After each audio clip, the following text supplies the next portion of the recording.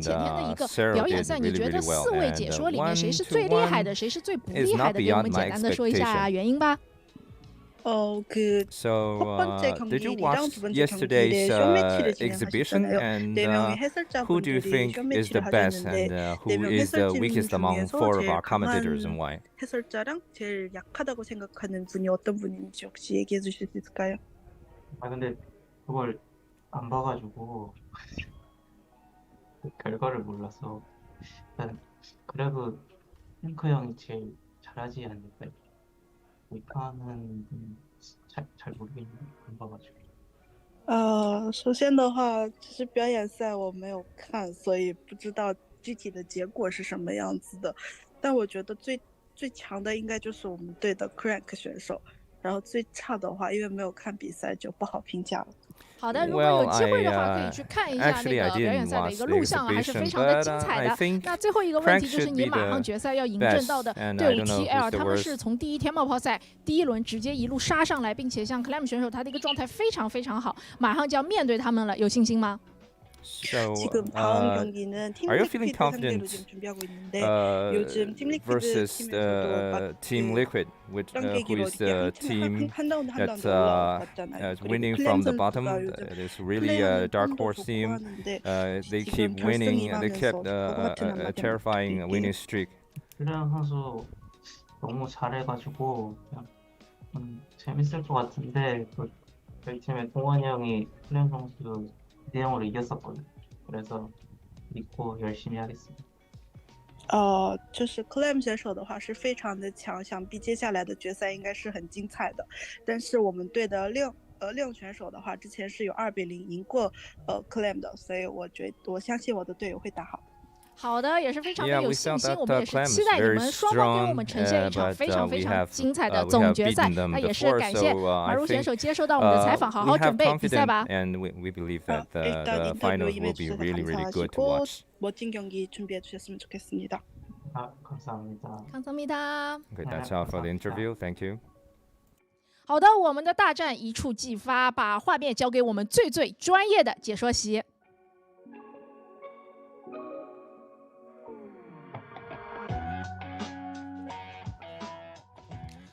And welcome back, everyone. Welcome back. We apologize for the stream going down. Did end up losing half of our viewers, but thank you so much, everyone who did stick around. Again, we apologize. It did take us a little bit to realize what was happening, but the stream is back, and we should be good to go for the remainder of the broadcast. Again, we're basically halfway through the night. We just wrapped up with Team Liquid versus Team Basilisk, and now we are here with ONSYDE versus Team Liquid. Here we go. Again, Clem already doing so well for himself, fighting back for his team, being clearly the MVP for Team Liquid, but now he's up against ONSYDE. And fun fact, I was streaming earlier today, and I was being asked, like, by a lot of people actually, they were like, oh, like, do you think Team Liquid can like have a really deep run today? Like, what do you think's gonna happen? I was like, I'm pretty sure they can beat Basilisk. Like, I favored Team Liquid over Basilisk, but I was worried about Team Liquid over ONSYDE. Before today, here in the playoffs, the only players that had beaten Clem were Terran players, and Basilisk didn't have a Terran. So I'm like, Clem is going to be favored against everyone there.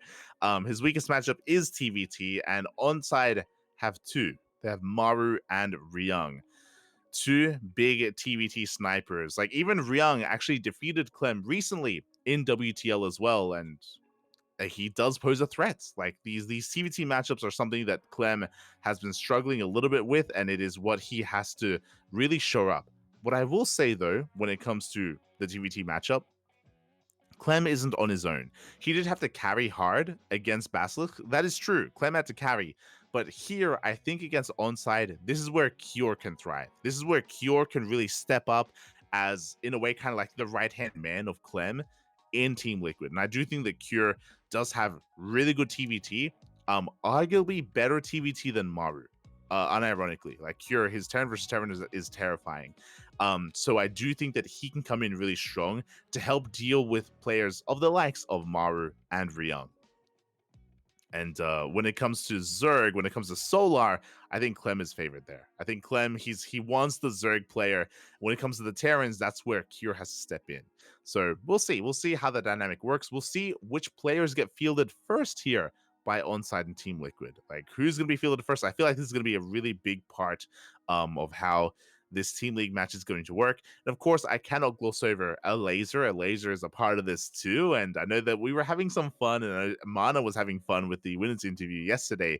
I was talking about how, like, oh no, yeah, Elazer, you know, he's there. He's he's what did they say? He was like, oh, he was tanking some games. You know, he was a present. Essentially, and hopefully he can really show off a little bit more here tonight against ONSYDE. Hope the Elazer can claim his first win. As here we go, it's time for the prediction, Cat. Let's go. Prediction, Pat. Who's it gonna be? Who's it gonna be, Pat? Nobody has ever been favored against Cyril in 6 years. That's not true. Solar is favored against Cyril. Oh, it's ONSYDE. He's gone for ONSYDE.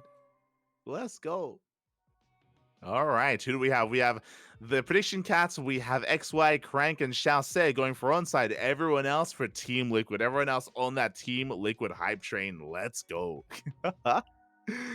Okay, I do like that there's some deviation here. I do appreciate that there are some some lines have been drawn between some of our casters and some of our members here, our community members. Do appreciate it. But yeah, I would say, especially this most recently, we have our starting players. It's gonna be Solar versus Elazer in a ZVZ. But yeah, I would 100% say that in 2023, Solar was definitely favored against Cyril. Like, I'm pretty sure he had a winning record against him, especially in the later half of the year. But yeah, regardless, we are getting into this series instead. A ZVZ Solar, of course, the Cyril sniper, gonna be going up against Elazer. Now, just because Solar is favored against Cyril doesn't mean he's favored against all Zerg players. This could still go back and forth, could still go either way. And we cannot forget about Elazer, as again, he is here to prove himself for his team, for Team Liquid. Let's go. Let us go. Elazer comes out swinging again. Yeah. I'm ready for it, as we have our ZVZ before us. Versus Team Liquid. Game 1. Let's start the game. Has the cat ever been wrong yet? Cats are never wrong. Copium. What do you mean? No copium. Cat's always correct, Papi. Let's go. And spawning in the bottom left-hand corner, we have, for ONSYDE, Solar. And in the top right, going for a 12 pool on Solaris, we have for Team Liquid, Elazer. Let's go. Hello, welcome to Danski. Dzień dobry, Papi. Siema. Let us go. So it's going to be a 12 pool here from Elazer. Going to be whipping out with aggression. Now, 12 pools don't have to be all in, but there are variations where you pull the boys, where you do pull your workers, send everything across the map, and do bring it all to the table here, all on the line against Solar. We'll see if it's just going to be a regular 12 pool or the all-in variation. For now, it's looking like we should be working on an expansion behind this. Meanwhile, back at home, Solar going for a standard opener, going for a hatch gas pool. Let's start the game. Let's go. And there we go. It's the all-in variation. We're pulling the boys. It's all or nothing here. It's all or nothing for Elazer. One way or the other. The game will end. Either Elazer kills Solar or he dies trying. And we do scouts. The Overlord does spot the drones, does spot the boys being pulled. Solar preemptively checking for any spine crawlers. And he will soon have to set up his own. Likewise, he's going to be canceling his low ground hatchery, I imagine, just so he has resources to throw down his own spine crawlers. The drones that go straight for the main base. Spines are on the way. Spine crawlers are in production. Solar not canceling his hatchery, by the way. I think that's a bit of a risky maneuver here. You can see Solar just drone drilling in the main base, preserving his drones, waiting for his lings and queens to pop out. And is he going to evacuate? It looks like he wants to... he wants to dive. I'm not too sure about this. The Lings, they have arrived. Good stacking there from Solar. Lings are pushing in. Queens are on the way, but the Spine Crawlers are going to finish. Spine Crawlers will finish. Maybe we can deny one of them, but the others will complete. Yeah, the Spine Crawler is going ham here on these drones. One Spine Crawler does fall. And Solar, he has to pull back. He's down to 9 drones. Elazer gaining some ground here, but he gets us around on another Spine. The Queen does come forward. Solar still on 9 workers. Lings are putting in a lot of work, and it looks like, oh, Elazer, he is running out of steam. The Spine Crawler is going to be going down. Oh, but the Queen as well. The Queen falls. We're 6 on 6. GG gets called, and Elazer, he will take game number 1. We'll take down Solar. And again, so greedy here for Solar not to cancel his hatchery, by the way. So traditionally in your defense, you cancel your hatchery and you get a refund. You get your 300 minerals back, or close enough. And that means with that extra money, you can throw down Spine Crawlers of your own and, of course, have that much more to defend. Solar, so risky, so greedy to allow that hatchery to finish and to just go for a head-to-head fight instead. And Elazer does it. He pops off. He takes game 1 against Solar. Elazer wins his first game of the playoffs. GG. Clem wasn't even there. Clem wasn't even watching. Clem doesn't even know, Papi. He's off on his own. He's getting some food in the bathroom. Cure was happy though. I appreciate Cure. He had a big smile on his face. He's like, yes, kill the Zerg, kill your own kind. Do it, Papi. And again, Solar, it looked to be overconfident. It looked a little bit overconfident there from Solar for that defense. He was punished for it. And just like that, Elazer accomplished something that Cyril could not. Elazer could take a game off of Solar. Cyril should take notes. Let's go. Let us go as we are getting ready for game number 2. It's going to be Solar's map of choice. It is going to be Oceanborn. Kira was laughing. He liked it, Papi. He liked it. Let's go. Liquid OP, Papi, OP. And here we go. We're diving into game number 2 and spawning in the bottom right-hand corner of Oceanborn. We have the blue Zerg player representing ONSYDE. It is Solar. And in the top left-hand corner, we have as opponent, we have the Polish Zerg player representing Team Liquid. Already taking a game here in this series, it is Elazer. And Elazer, he's already done more than enough. He's already done more than enough for himself. Big shout out to the sponsors, of course. Shout out to Doyu, Honkai Star, Tidal, Autofull, and that new sponsor that I have no idea what it is. Well, there's a sponsor there. It's like something Chronicles. Is it?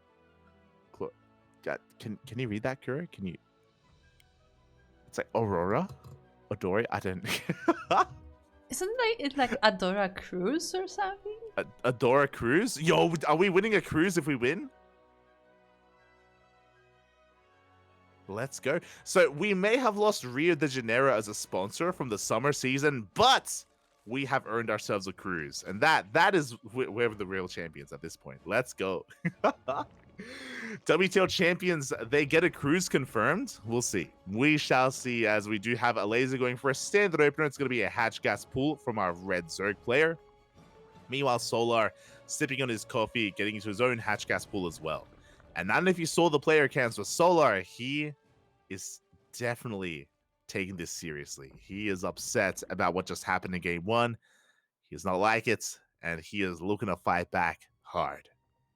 Here we go. Now, as we load into Oceanborn, a big feature of this map is the short rush distance. We have seen a lot of aggression on this map. Not just that, but the lack of course, points of elevation to protect your third base and to protect your natural. It can be very difficult to defend against roach-based pushes here on this map. Cutting workers early on and going for big aggression is very much so a part of Oceanborn's ZBZ. So we'll keep our eye on the players. We'll keep our eye on the drone count and see if Solar or Elazer wants to be aggressive. For now, we're droning. For now, standard openers, hatch gas pool, everything is looking normal. A battle cruise? You're an animal, pal. Oh god. They win a battle cruiser? Is that what's happening? Oh. Aye, aye, aye. As here we go. Lings are going to be moving on out. Getting a read on the opener, getting eyes on the third base again. Pretty standard stuff. Solo going for a bit of an earlier Bailey nest here. Likewise, Bailey nest on the way from Elazer. So no one is skipping their Bailey nest. No one is rushing into roaches. Everyone is opening up standard. Third base followed by Bailey nest. We should be joining from here. We'll see if either one of our players wants to make an abundance of Lings to be aggressive, to be active on the map. We'll see if either one wants to be assertive. As for now, we are joining. For now, we are just saturating our bases. Again, we're just pointing out the amount of Lings that we have available. We have 10 Lings in production for both players. So both players are making a surge of Lings. And we can be aggressive. Here we go. Solo going to be applying some pressure to the third base of Elazer. Meanwhile, Solo is droning behind this. It's not all in by any means. It's just, you know, a bit of a poke, a bit of a prod. Testing the waters.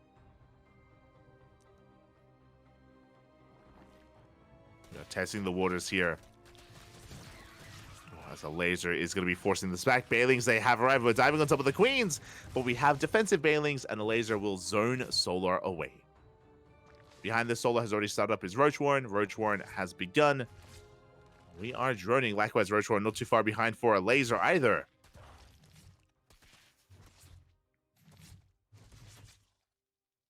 And we are just working on that next step. So far, still dancing with each other. These Queens looking a little bit exposed. If they ever do overextend, Solo would love to swallow them up. But they do pull back. They do pull back.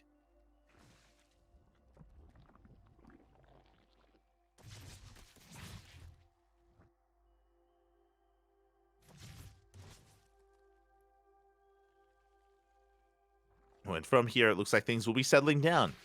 They will be settling down with just droning. We have additional roach production on the way from Solar, but it looks like only a handful of roaches just to be assertive and maybe force an overreaction, because Solar is still just droning. I wouldn't be surprised if he even reveals his roaches to his opponent to just to force out more roaches from Elazer. Until now, though, the game is just drone. It's just saturate our third bases. Ooh, nice trade here. Solar baiting out a Bailing. Oh, almost gets another. Elazer have to be careful. Spine crawlers on the way. It looks like, yeah, Solar, he's faking Elazer out hard here. We spoke about those roaches forcing an overreaction. That's exactly what's happening. Yeah, the roaches, they just back, like, we're just droning. There we go. We cancel the spine crawlers. Elazer freaking out there for a moment, losing another Bailing. Against Solar, he only made 4 roaches and just droned behind it, and Elazer took it very seriously, a little bit too seriously, as he's going to start to re-drone from here. Fourth base on the way. Spine Crawler did finish, so that's a pretty big investment for Elazer, as now both players are going for their Spires. Spire Tech is on the way. Mutas on the horizon for both players. He wants another Bailing. Solar looking for it. Again, he's done a great job so far when it comes to sniping these Bailings, when it comes to picking off these units.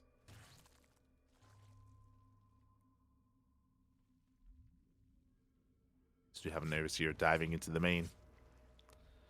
Spires on the way. Solar, he has eyes on the fourth base. He gets a surround. And can he force a cancel? Oh, it looks like he cannot. Is going to be forced back. Here come the Bailings. And oh my god.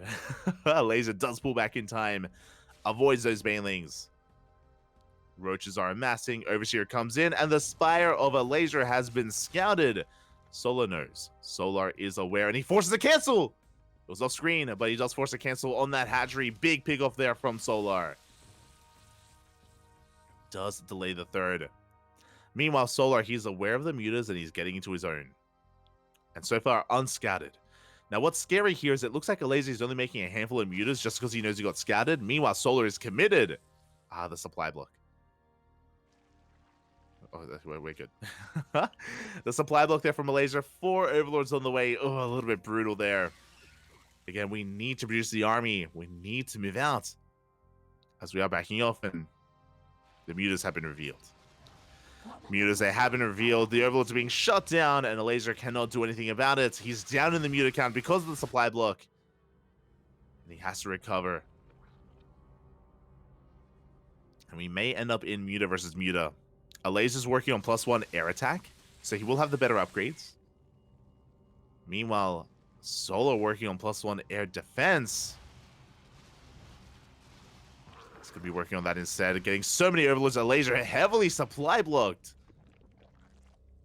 I mean, he was already supply blocked before. Now we have another 6 overlords on the way. Sorry, 5 overlords on the way for Elazer. Ay. Roach army has been spotted. Solo going to rotate over. Maneuvering towards those roaches. Does catch them.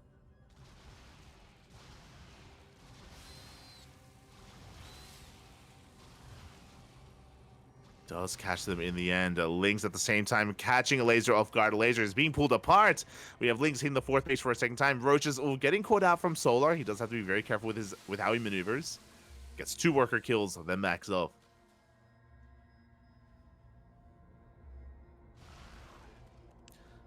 At the same time, Solar just trying to split off his army. Both players still committed to mutas. No transition, no hive tech, no infestors or spell casters of any kind. Just straight up Roach muta. Oh, and Solar does get caught out. Roach is going down.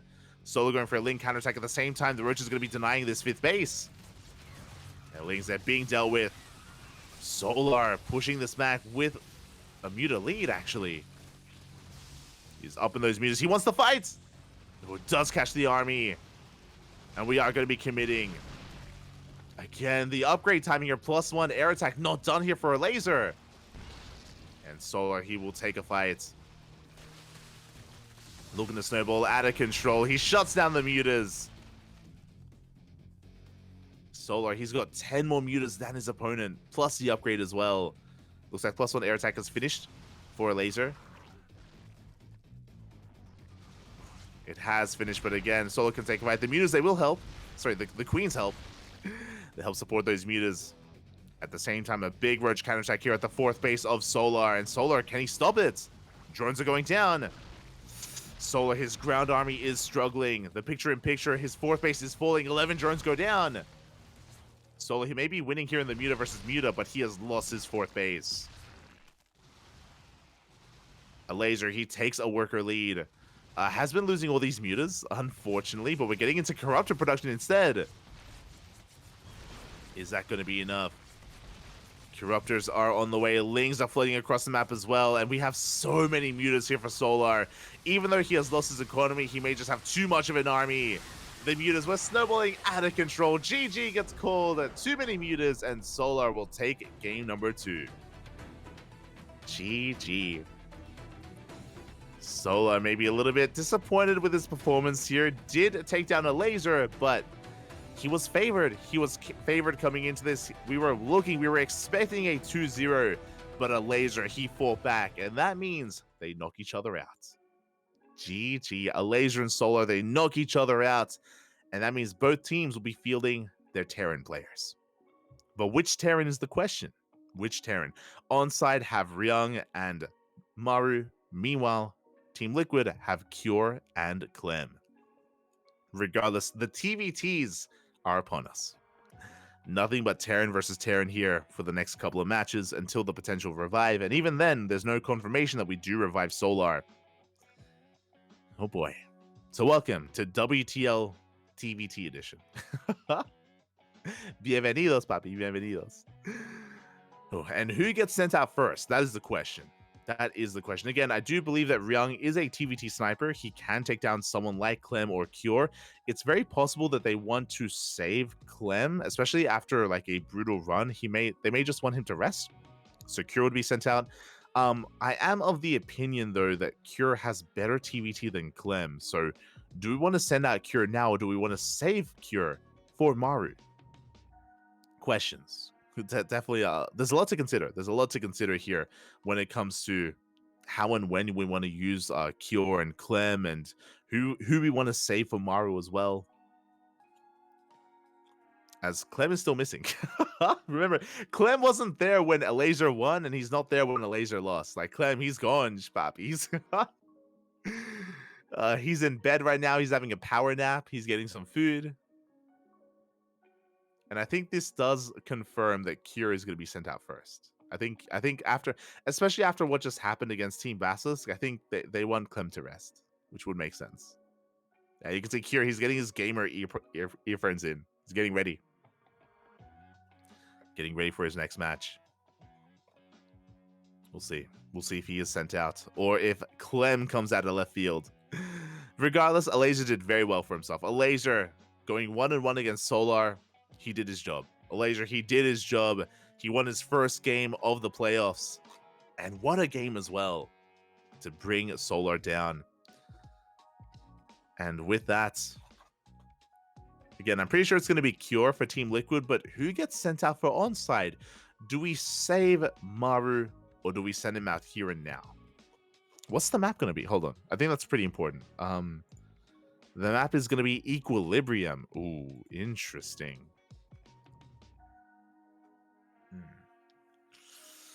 I don't think we send Ryung out on Equilibrium. I don't know. I mean, Ryung, he's very much so a positional based player. I feel like maybe Equilibrium would be a good map for Ryung. I do think he thrives on Alkyone. I think Alkyone is really good for Ryung. Like, again, we want to stabilize and settle up to 4 bases and then work towards like maxed out versus maxed out armies and again just move like positional play. That's where Ryung can really thrive. So maybe Equilibrium would be good for him. I say maybe just because if a player like Cure gets momentum, if they take the goal base, then Cure can be a very aggressive player, and he wouldn't give Ryung the time, the breathing room he wants and needs to get into a longer game. So there's a lot to think about. There is a lot to think about. Oh, Clem is back. Uh-oh. Clem, he's like, what happened? Did Elazer, did he win? Did he lose? What? Clem has returned. So who comes out? Who's it going to be? Here we go. It looks like we have our players. It's going to be Cure versus Maru up first. We are saving and holding on to Ryung. Oh boy. Again, Ryung did recently beat Clem already. I think it was 2 weeks ago at this point. So we're going to be holding on to Ryung in the back line. Going to be saving him. Going to be using him to snipe later on. And now we have a TVT, a Korean TVT between Maru and Cure. Let's go. Let us go.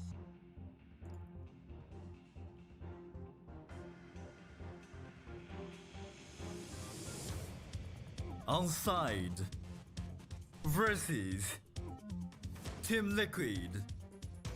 Game 2. Let's start the game. Let's start the game. And here we go. The TVTs, they have begun. And spawning in the top left-hand corner of Equilibrium, we have the blue Terran player representing ONSYDE. It is Maru. And spawning in the top right-hand corner, we have as opponent, we have the red Terran player representing Team Liquid. Ooh, as we're going for some proxies, it is Cure. Maru sending out not just one SCV, but 2 SCVs. We have a proxy 2 racks from Maru, and Cure, what kind of opener is he going to go for? If he goes for a racks expand, that is going to be the ideal situation for Maru. Again, Equilibrium is a very large map. It makes sense to go for an economic opener, and that would mean that Cure is going to be in trouble, but no, it's double gas. It is going to be a double gas opener out of Cure. He's going for a faster factory. Meanwhile, shout out to the sponsor, shout out to Doyu, Honkai Star, Tidal, Adora. It's Adora. Yeah, Adora Cruises. And Autofull. Okay, hold on. I'm looking this up. Adora. You can actually read it. Adora Cruises. Okay. Big shout out. Oh, yeah, the new sponsor. So, a new sponsor here for the final day of the playoffs here. It's a Chinese American cruise line. You know what that means? That means the team that wins this series, the team that is the WTL champion, we're going on a cruise. Let's go. As you do see Cure setting up. So again, to wind it back here, Proxy 2x out of Maru. He was hoping for an economic opener. Cure is going double gas, which means a factory is on the way, which means Hellions / Cyclones will be on the way as well. Cure, he has the tools to defend. It comes down to the control. It comes down to the micro. He has to make sure he pulls the boys, make sure that he does not lose that first Reaper preemptively. He does dip down. What does he see? Did he see that Reaper? Yeah, he did. He did see the Reapers. The boys are being pulled. He needs these SCVs to support his own Reaper to make sure he doesn't lose it, to make sure he survives long enough to get that Hellion or Cyclone. More often than not, Hellion. There go the Reapers. They have arrived. Oh, they will delay the factory.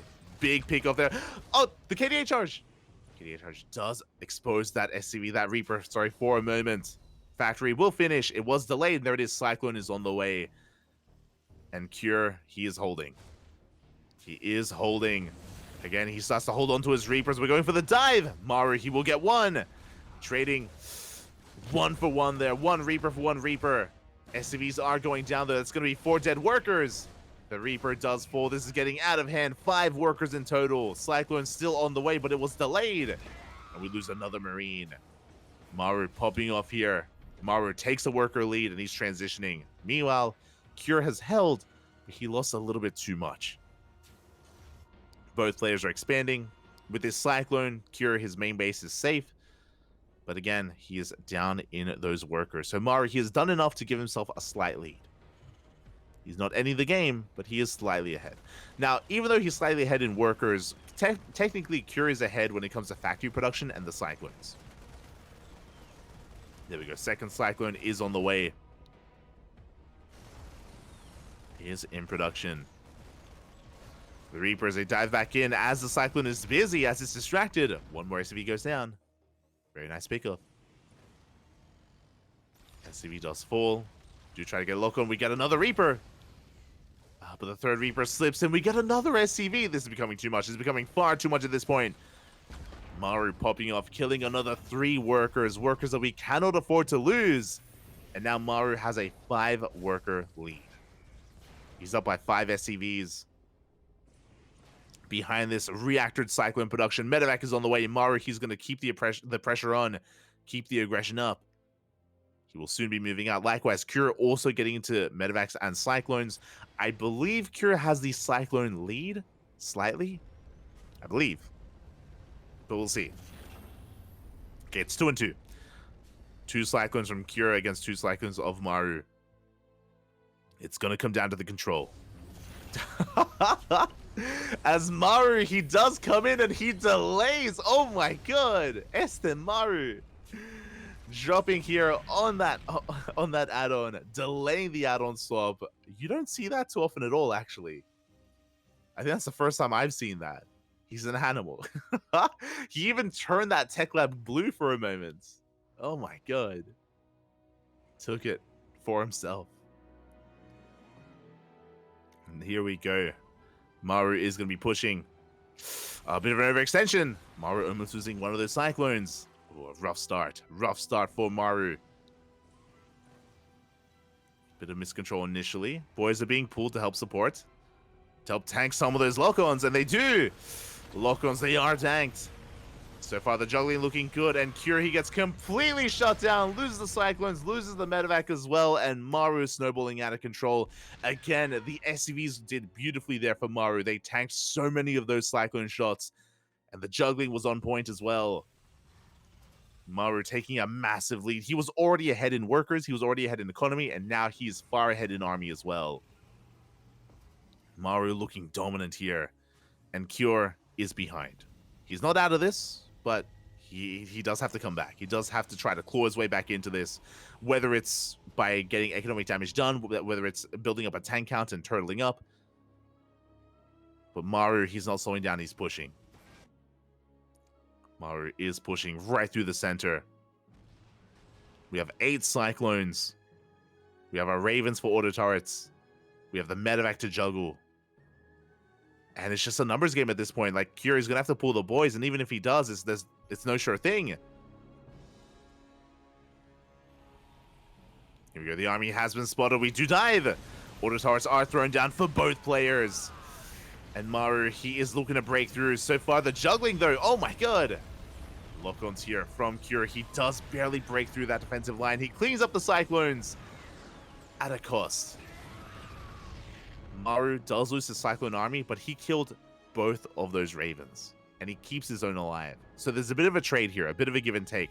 Maru did lose his Cyclones, but he keeps his Ravens alive. Meanwhile, Cure lost his own and does keep his Cyclones alive instead. And we're continuing Raven production. Okay, so Cure, he's replacing and replenishing his Raven count. Very wise choice. And he's getting his 3rd CC on location. Meanwhile, Maru is playing mech. That is 2 factories, a 3rd factory is on the way. Maru, he's doubling down on Mass Cyclone. Meanwhile, Cure is going to Bio.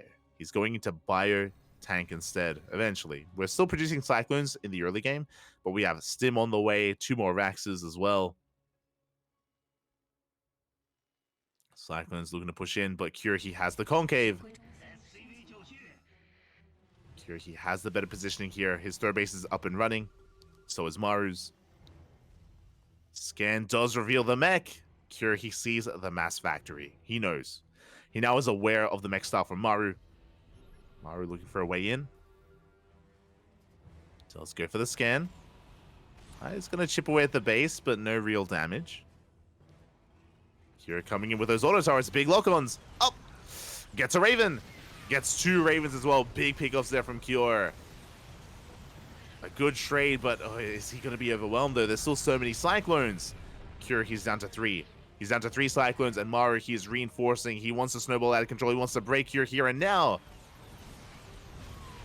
He wants to break through. Takes down a Raven. Tank has arrived, but it's exposed.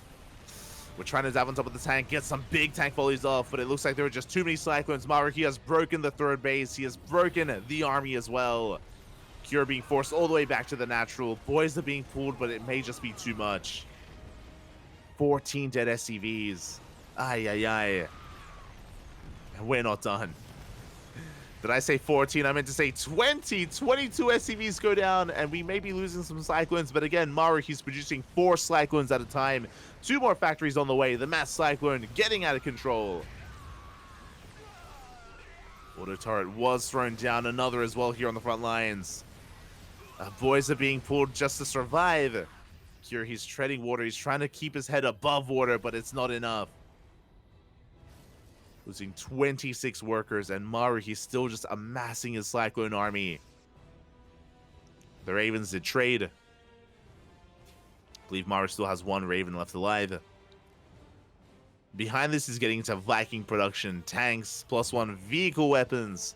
2nd armory for double upgrades. Cure, he's getting into his bio, don't get me wrong, but Maru has double the worker count. He has double the economy of Cure. The longer this goes on, the better it is for Maru.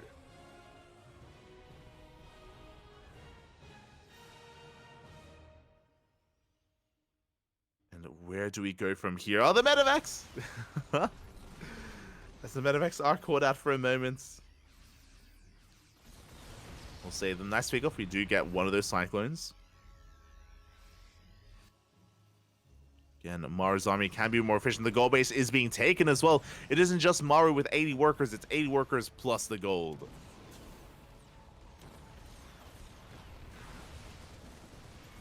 So here we go. We're pushing on forward. The Cyclones getting out of control here, picking up so many of these Marines and Marauders. Tanks are sieging. The tanks are the backbone of Cure's army, and it's going to be difficult for Maru to engage into a tank line. Cure has to take advantage of that. But regardless, Maru, he picks off a medevac. Raven does go down. We're getting on top of the tanks. The 1 tank does fall. The Marauder army here of Cure breaking through. Again, Marauders, they trade so well against both Cyclones and tanks. And Cure, he's doing it. He's breaking through the defensive line. Can he get into the economy, though? Can he get into a mineral line? The tank does siege. Maru, he's holding.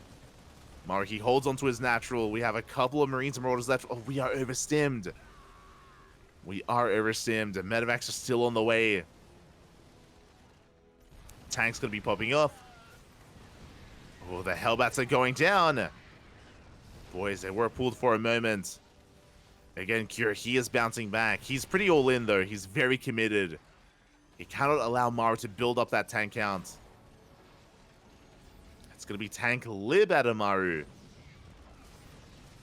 And it looks like Maru, he is regaining control of his bases. Cure, he was popping off. He did do so much damage with that push, but he's running out of steam. Running out of steam in the main base. Is being cleaned up. It gets another Cyclone. And Cure, he's amassing another army.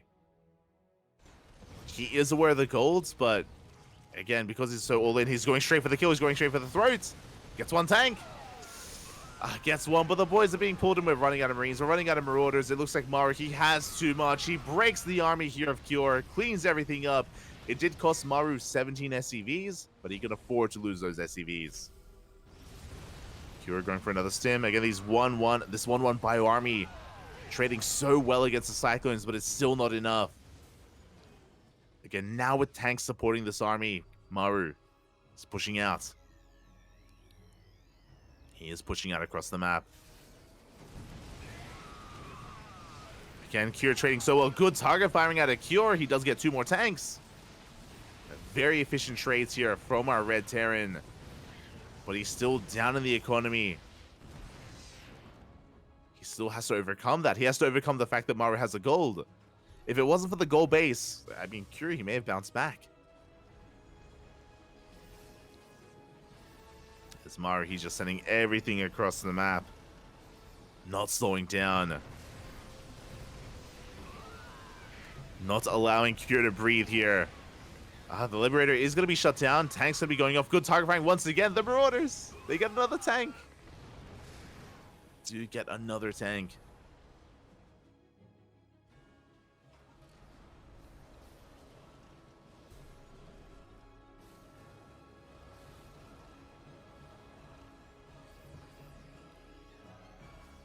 Cure is going to be laying siege or sieging up here outside the bases. Rock's soon to be knocked down. Oh. Rocks are being knocked down here as Maru is just encroaching upon the bases here of Cure. Getting ever so closer.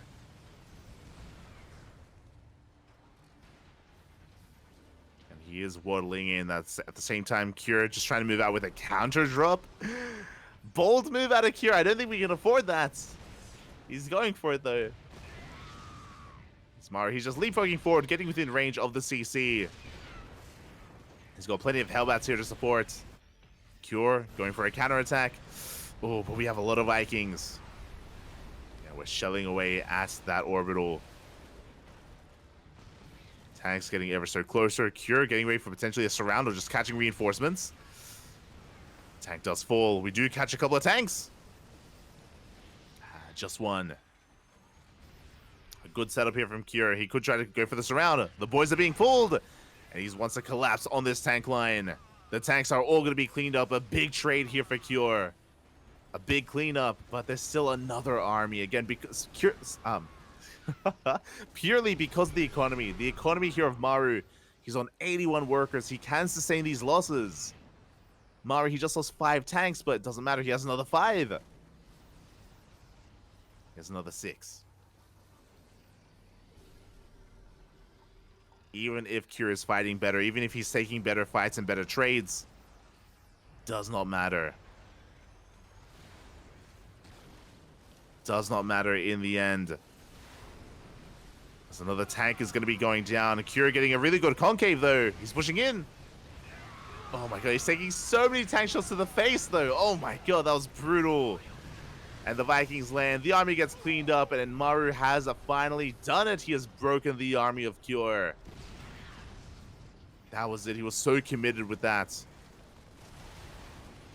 Another Meteorite going to be going down. We're going to land on those tanks. Does think better of it. Maru gonna back off.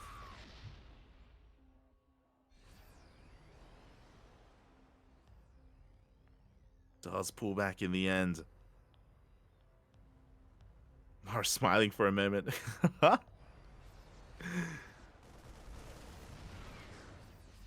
we can see Cure trying to gain whatever value he can. But here come the Libs, forcing back the tanks. It's the slow push here from Maru. Maru slowly pushing forward with his tanks, then Liberator, then Tank, then Lib. Gaining ground. Oh my God. And here come the reinforcements. Here comes the army of Maru. Double the army supply at this point. Even if Marauders are more efficient here, it's just not enough. It's just not enough here. The numbers not in favor of Cure. We break through. GG gets called, and Maru will take game number 1. GG. From the beginning, from the onset, Maru was in the driver's seat. He was able to come in with his proxy 2-racks, was able to get so many SCV kills, and of course, follow it up with the Mass Cyclone into the mech as well.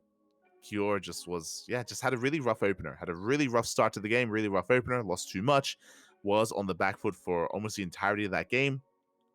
He had a nice moment when it came to his first bio push. If you remember, when he was able to clean up all the Cyclones, clean up all the tanks, like, he traded so damn efficiently there with his Marauders and with his Marines. But he could only do so much because he ran out of steam. He was overstimmed, heavily overstimmed with that army, and eventually Maru was able to hold on with a superior economy and get out of hand, get out of control. GG. GG, well played. With that, Maru does take the first game, and we'll see if Kira can bring it back in game 2. We have our map of choice. It's going to be Oceanborn. Okay, a much smaller map here, a much more aggressive map as well. I'm curious. Kira, what are you thinking? What are you planning? Again, we have seen Kira go toe-to-toe with Maru before. I want to believe he can do so again.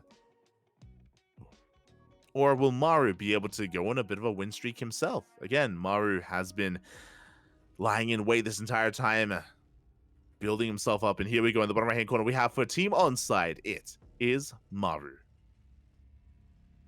And spawning in the top left, we have his opponent. We have the South Korean Terran. For Team Liquid, Kior.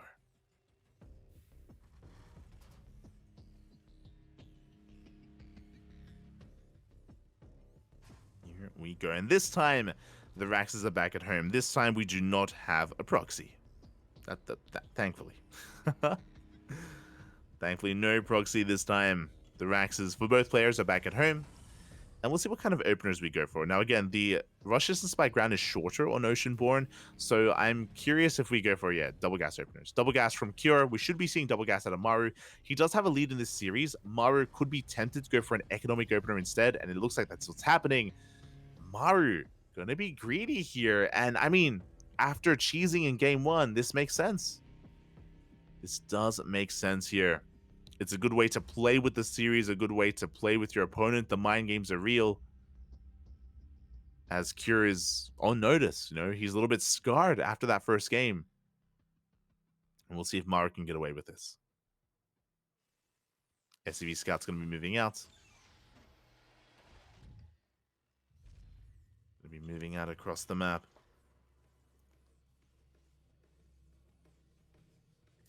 With that, he does confirm the opener. Is aware, and there it is. There's a CC on the low ground from Maru. As we mentioned, it was only a single gas opener, so an economic overall economic opener out of Maru, which means Maru's going to be the defender and Cure's going to be the aggressor. Cure, he is aware that he's now behind in the economy, and he's going to have to try and punish Maru as best he can, and we'll see if he can.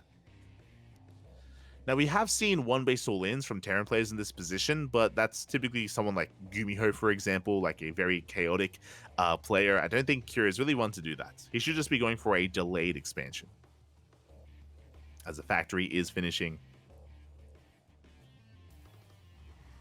What happened to Maru's arms? I could be wrong. I think that's a heat pack. Am I crazy? I know they have like heat pads in Korea, just to like warm up your arms, especially in the winter when it's really cold.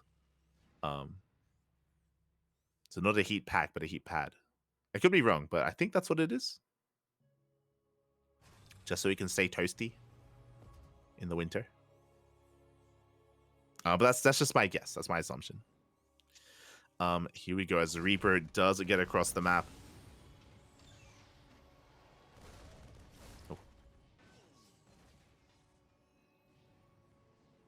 Does get across the map here just to chip away, just to keep an eye here on Maru. Bunker is done. Cyclone production underway. Cure, he did invest into a Hellion as well, and the Reapers, they do get in. We bust into the main base, and again, we're looking for SCV damage. We're looking for SCV kills. We get one. One SCV does go down. Can we get another clutch repair there out of Maru? But it looks like he will lose another worker. 2 SCVs do fall. Can we get a third? We can. Third SCV falls as well. Maru in a lot of trouble. The Cyclone finally comes out, finally shuts this down, but not before losing 5 SCVs. At the same time, Maru dives into the main base, gets a full scout, but gets shut down by the Cyclone. And just like that, Cure, he takes a worker lead. And to be fair, he had to, right? Again, Cure, he was down in the economy initially based on the openers, and now he's back. He has bounced back. So Cure, you got to kill some workers. Is that okay? I'll do it. I'll get it done. And we're not done. It's not over as we're going for a Cyclone drop across the map. A Cyclone alongside a Hellion. We are moving out. Behind this, Cure committing to Cyclone production, to reactored Cyclone production. Maru getting into Bio, working towards a Rax. Oh, good juggling out of Cure, keeping all his units alive.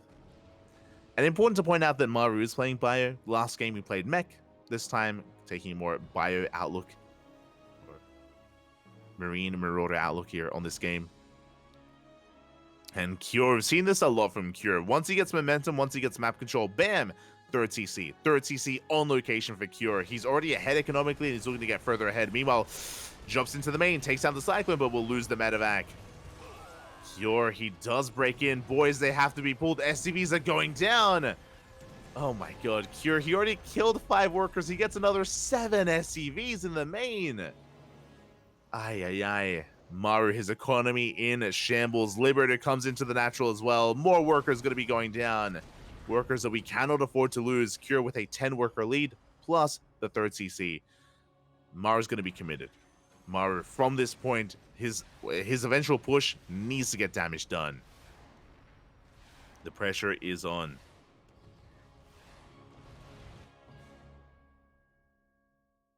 Pressure is going to be on. Cure, unrelenting here, rallying across the map.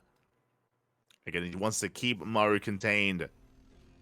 Wants to keep him on the back foot. So there is a tank on the low ground. So Cure has to be very careful with how he maneuvers. Still amassing Cyclones. Third base is getting up and running. No third CC for Maru whatsoever. Not yet. He throws down 2 more Raxes instead and 2 eBays. Oh, no, that's Cure. Cure throwing down his eBays, getting ready for his upgrades. Does go for the disable. He's going for the tank. The boys, they have to be pulled. Big repair here on the bunker, and we will not keep it alive. The bunker falls, but a second tank has arrived. And we are holding. Again, Curie's getting into Bio, getting into his upgrades. Meanwhile, Maru still no third CC. Going for the add-on swap, waiting for medevacs, and then we're pushing out. Maru has a massive army. So basically, this is basically a 2-base all-in out of Maru. He's just building up here on 2 bases. Working towards one big push. Tanks have sieged. Shots don't go off. Maru working on combat shields, working on +1. He's only got the 1 eBay.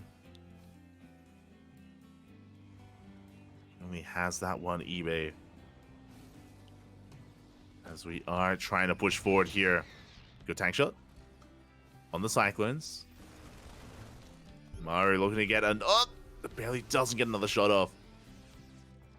Here we go. Maru, he is pushing. He has been slowed down a little bit here, but Cure, does he have enough to defend? He's got a tank, got a sensor tower. Cyclones, they rotate around. They get a Marine. Get a Marine, get an SCV. And the boys are being pulled. Maru is completely all in with this. It's all or nothing for Maru. You can see it on the minimap. The SCVs are soon to arrive. Show us, Papi. Show us the SCVs. Ah. And there it is. The boys have arrived. It's all or nothing here from Maru. One way or another, the game is going to end. Maru, he's taking too many losses. He knows that there is no coming back from this. Boys are being pulled for Cure. But it looks like Maru, he has a little bit too much. The Marines, they're breaking through the line. They're breaking through on top of the tanks as well. And Maru, oh my god, he breaks through the army, gets into the third base. The tanks are still alive, by the way. Maru up 20 army supply. And it looks like Maru may have enough to break the natural as well. Again, Cure, he can afford to lose some workers. He's still ahead. He's still ahead in the economy. But he is down in tanks. Big anti-armor missile. But again, there's 4 tanks. We can't push in. Cure, he cannot touch this army. Not with 4 tanks to support Maru. He's going to try, though. He's going for the dive. SCVs are being pulled. He gets on top of 2 of those tanks. There's 2 tanks left. But that is enough. Maru, he holds on to this position. Reinforcements are trickling in. And with these Marauders, yeah, he can break through. A handful of Marauders is all you need. The tank falls, and Maru's done it.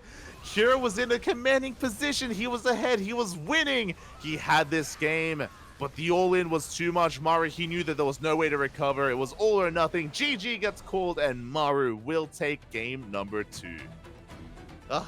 GG. GG, well played, Maru. Things are looking dire. He was losing workers left and right. He was falling further and further behind in the economy. There was only one answer, one way to come back, and that was to pull the boys. There. And with that, Maru takes a 2-0. With that, Team Liquid are down to their final player. They have lost Elazer. They have lost Cure. Clem is the answer. Clem has to come out, and up next, we're going to be getting ready for Maru versus Clem in another TVT. Bearing in mind that if Maru takes bearing in mind that ONSYDE still have Ryung. They still have Ryung in the back line for another TVT matchup, and again, Ryung is a TVT sniper. I would say that TVT is his best matchup, so he is no slouch. He did take down Clem earlier, a couple of weeks ago. Can do it again a second time as well. So it's all about Clem's TVT.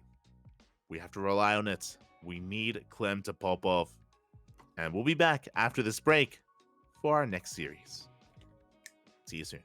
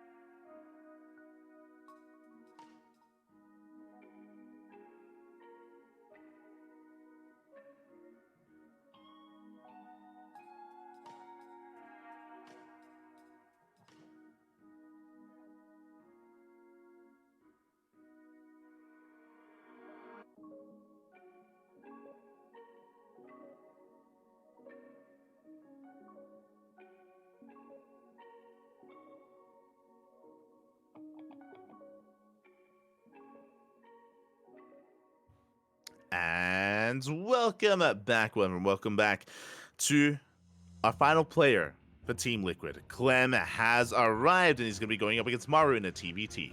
ONSYDE versus Team Liquid. Game 3.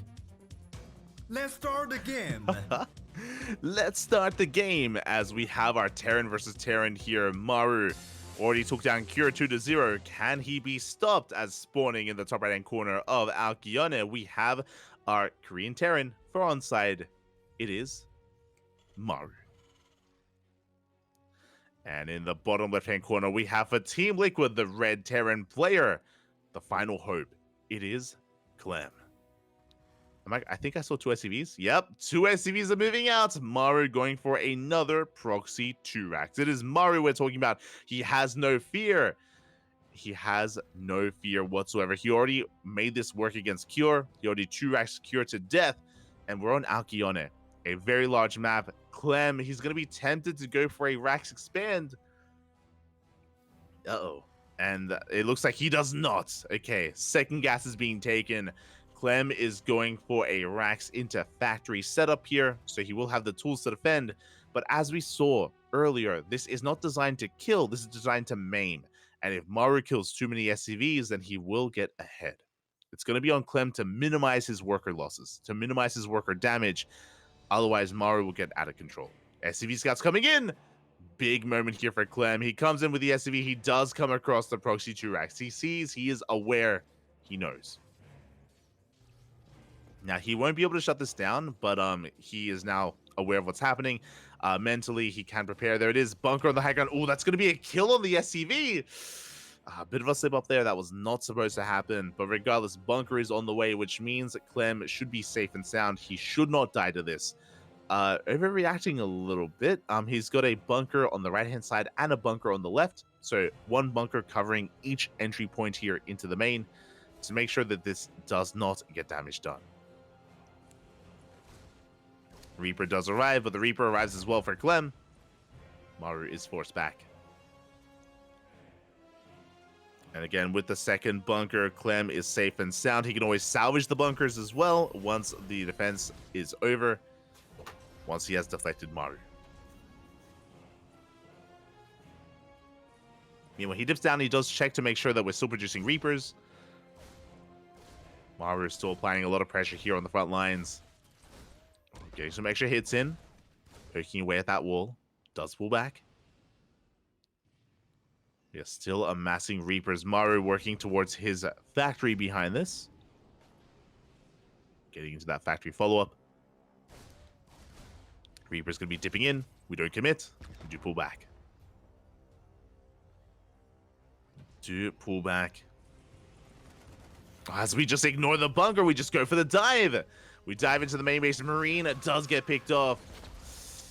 Oh, and we may be able to get a second Marine as well. Ooh. Maru, a bit of miscontrol, will be losing one of his Reapers. The Cyclone arrives, and Clem has held. And Clem hasn't lost a single SCV. He lost one worker earlier, but only one, or only two. With that, Clem is held. He has maintained his worker count. He can always salvage these bunkers, and he's expanding. Clem in a much better position compared to what Cure was earlier. So a strong start here for Clem. He's getting into his transition. Likewise, so is Maru. And looking at the worker counts, we are even. We are dead even here when it comes to workers. Maru slightly ahead by 1, it looks like.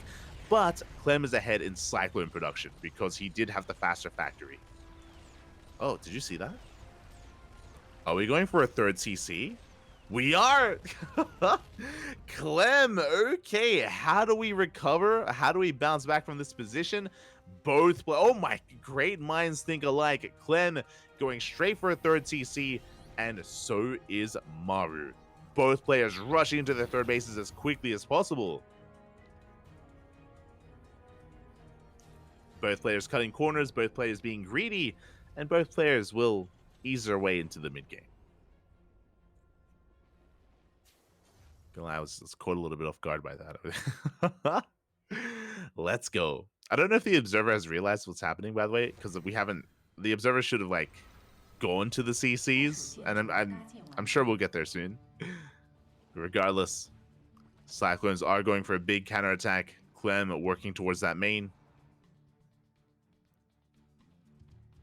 Meanwhile, Maru in position at the natural, the main base, looking a little bit exposed. We could maybe delay the CC, but I think it's about to finish. Yeah, the CC does finish up in time. Cyclones do spot it.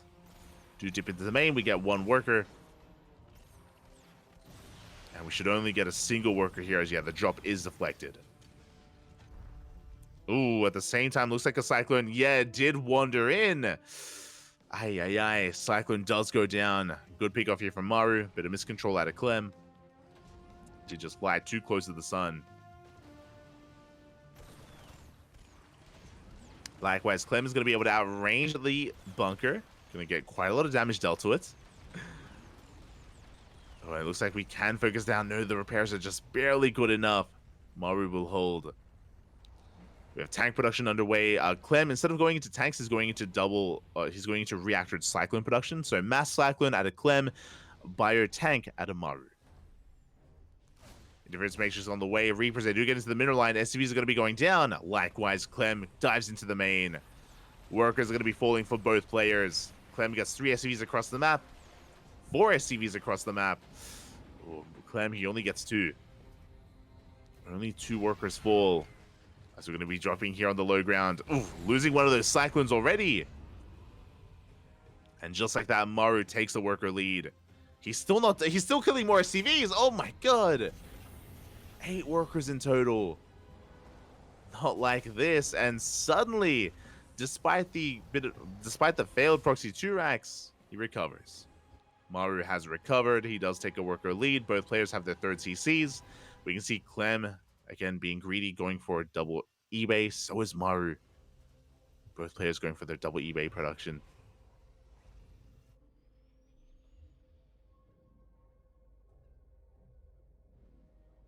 Meanwhile, Clem is not done. He still is looking for some counter damage. Sharking around with that medevac. There's 2 cyclones.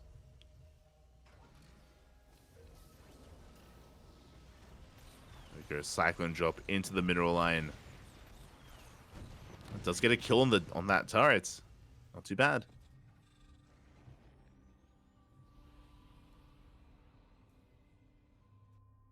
Does get a kill.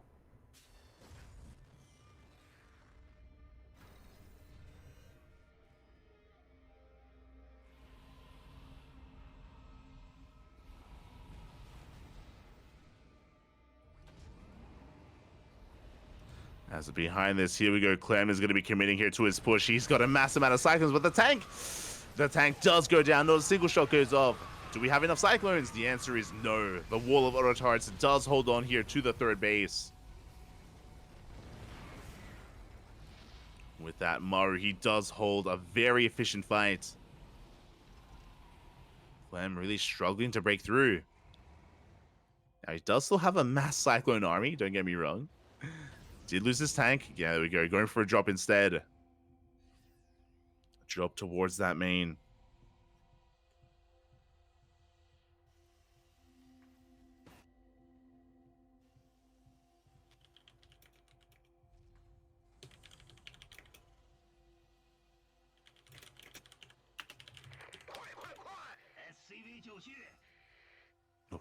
As we go, the medevac is going to be slipping into the main base. We do have a couple of Marines in position, so yeah, we're going to be able to force this back already.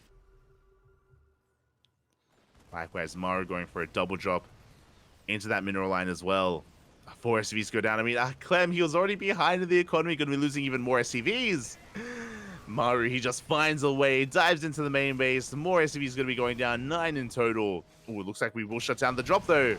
Big pickoff. Both medevacs go down. Very nicely done. I loved the disable on that medevac. Did cancel the boost. Did lock down that medevac in the end. At the same time, Maru across the map, doing what he can, gets 3 workers. Oh, as Clem does fly too close to the sun. Medevac does fall. Is pushing right through the center, though. And again, Clem, he does have an army lead. He does have the lead in the army. But the quality, does he have it? A big anti-armor missile. Yeah, we have plenty of Ravens to work with. Plenty of tanks as well. This is not a fight that Clem can take. It's not a fight that he's looking for. Big disables here on these tanks. Maru maybe overextending, though. Yeah, he does overextend. Marine's going to be going down. The tanks as well. And Clem, he cleans up the army. Again, Maru's being so adventurous despite being down in tanks and down in Marines specifically. And Clem, he takes a big fight. Here we go. Going for a counterattack. Clem, he's up in tanks. He reset the tank out of Maru. Boys are being pulled. A bit of a desperation move here from Maru. Trying to get on top of those tanks. He will be able to, but he's going to be losing so many SCVs in the process. Maru cleans up the tanks, losing 22 workers. And Clem, he is fighting back. He is breaking through.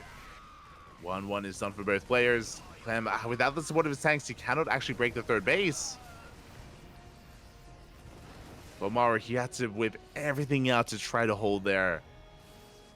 And there's still one tank left. Still one tank remaining for Clem. He's going to pull back. Doesn't want to overextend. Doesn't want to lose his tank. I respect it.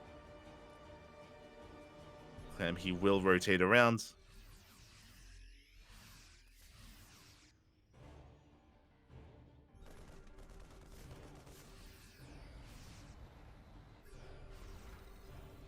We'll be rotating around instead. Clem pushing through the right-hand side. He does have a massive supply lead. Again, Maru, he had to throw away his economy. He had to throw away his economy to survive earlier. And the longer this goes on, the better it's going to be for Clem. Going for a drop on the right-hand side. A massive Doom drop into the main. Oh, not enough turrets. There's no ring of turrets here to protect Maru. And Clem, he's looking to take a lead here in this series. Going for the drop. Going for the dive. There we go. Massive drop into the main base. The tanks are sieging, and we are taking control of the production. Control of the main base. And how can Maru deal with this? He does siege up his tanks. Oh, he's going to be losing one of them, though. Big disable here. It looks like Maru, he will force this back. At the same time, we have another army pushing towards the third. And is Maru in position? The answer is no. He's not in position here. Going for a drop here on the low ground instead. The tanks are sieged. Boys are being pulled again for a second time. And Clem, he has done it. He has broken the third. GG gets called. Clem takes game number 1. Whew. GG, well played. Maru misjudging the fight in the center of the map. If you remember, that's where things went south. When Maru and Clem, they were posturing around the Zelnaga, looking for a fight. Maru, that's when he got the anti-armor missile. That's when he got the disable. And he dove on the army despite being down in Marines. And Maru did lose everything then and there. And things very quickly snowballed out of control in favor of Clem. And with that, Clem takes game 1. And if he takes game number 2, he will be forcing Ryung out from ONSYDE. Meanwhile, if Maru takes this next game and goes for the 1-1 score, then Team Liquid will have to revive. There is a lot on the line here for game number 2. Can Maru fight back, or will Clem start his win streak? Again, Clem, he is the MVP. He's the ace player, the star player of Team Liquid for a reason. He carried the team on his back against Basilisk. He all-killed Basilisk, which is crazy. Can he also bring out the magic? Can he make some magic happen here against ONSYDE as well? It's all on Clem. It is all on Clem. But, I'm sure a position that he's familiar with. He's been here before. He can do it again, right? He can do it again. Sin chat. Oh, Kerwin, papi. Kerwin. ¿Qué tal? ¿Cómo estás? Hope you're doing well, papi. Hope you're doing well. Hope you're okay. Good to see you again. Good to see you. That's Kerwin. I hope you're ready for some more TVT action. And here we go. It's going to be the map of choice from Maru. It's going to be Oceanborn. Oceanborn coming up next. Here we go. Spawning in the bottom right-hand corner, we have our Korean Terran player, the blue Terran representing ONSYDE. It is Maru. And in the top left, we have his opponent. We have, for Team Liquid, the ace player, the star player here of the playoffs. It is Clem. The clear MVP of WTL. Clem has been popping off here this weekend. And can he keep it going? This time, Maru not going for a proxy Jurax. Now, even though Maru did take an economic lead that last game, even though he was just all over Clem, picking apart his economy, his workers, his SCVs, that was also off of the back of a failed proxy Jurax, where Maru got scattered very early on, got shut down. So we'll see how we approach things here in game 2. So far, everything's back at home. Maru going for a double gas opener, so is Clem. Okay, so delayed expansions from our players, faster factories. Maru respecting his opponent. Remember, against Cure, Maru did go for a racks expand on this map, on Oceanborn.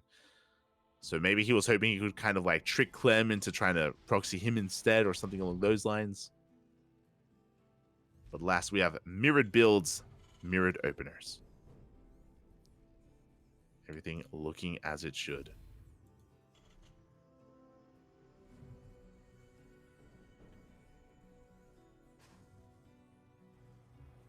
Here we go.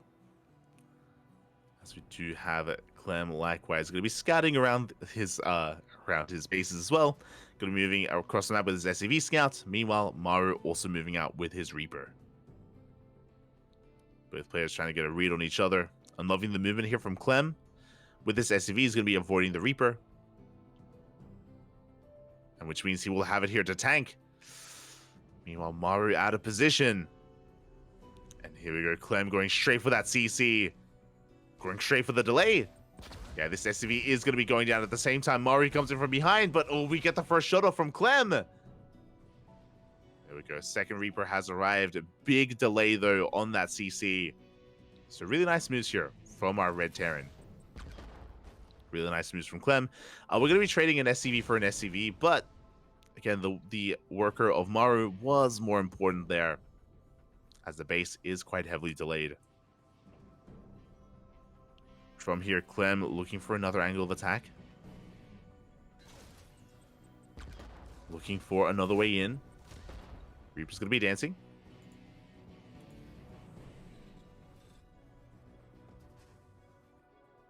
They will back off. Cyclone production has commenced for both players. Getting into our 1-1-1 setups here. One racks into factory, into starport. Everything's still looking normal. Clem has a slight lead. Clem has a slight edge just because of his CC timing. Outside of that, everything is, again, pretty neck and neck, pretty close. Everything is still pretty close. As we're just waiting for the first sign of aggression, and here it is. Both players are going for Cyclone drops. Now, we could end up in a really awkward position where Clem goes for his Cyclone drop on the left-hand side, Maru goes on the right, and they miss each other, and then both players have Cyclones in each other's bases. We've seen this scenario play out before, and again, things can get just really intense and really chaotic. We'll see if that happens here. As Clem is going for his drop, Maru should be as well. But it looks like he's staying back home. Okay. Interesting. So we're not going to be... The drops won't be passing each other. Instead, Maru, he's lying in wait, waiting for Clem to show up. The trap is set. Now, can Maru shut down that medevac? Can he focus down that medevac in time and minimize his worker damage? And here we go. He's going for the dive. We do boost away. Big boost here, and Clem will escape. Oh, but Maru's not satisfied. He wants to chase us down. We have the counter lock-ons. Both medevacs very low. We do have a couple of Reapers here to support. And Clem is getting the hell out of there. He's racing back home.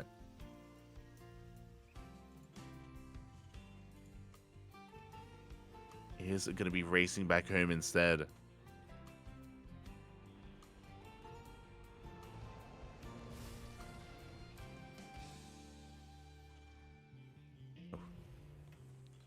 And with that, the dust is gonna settle. We're gonna calm things down, Bobby. Calm things down.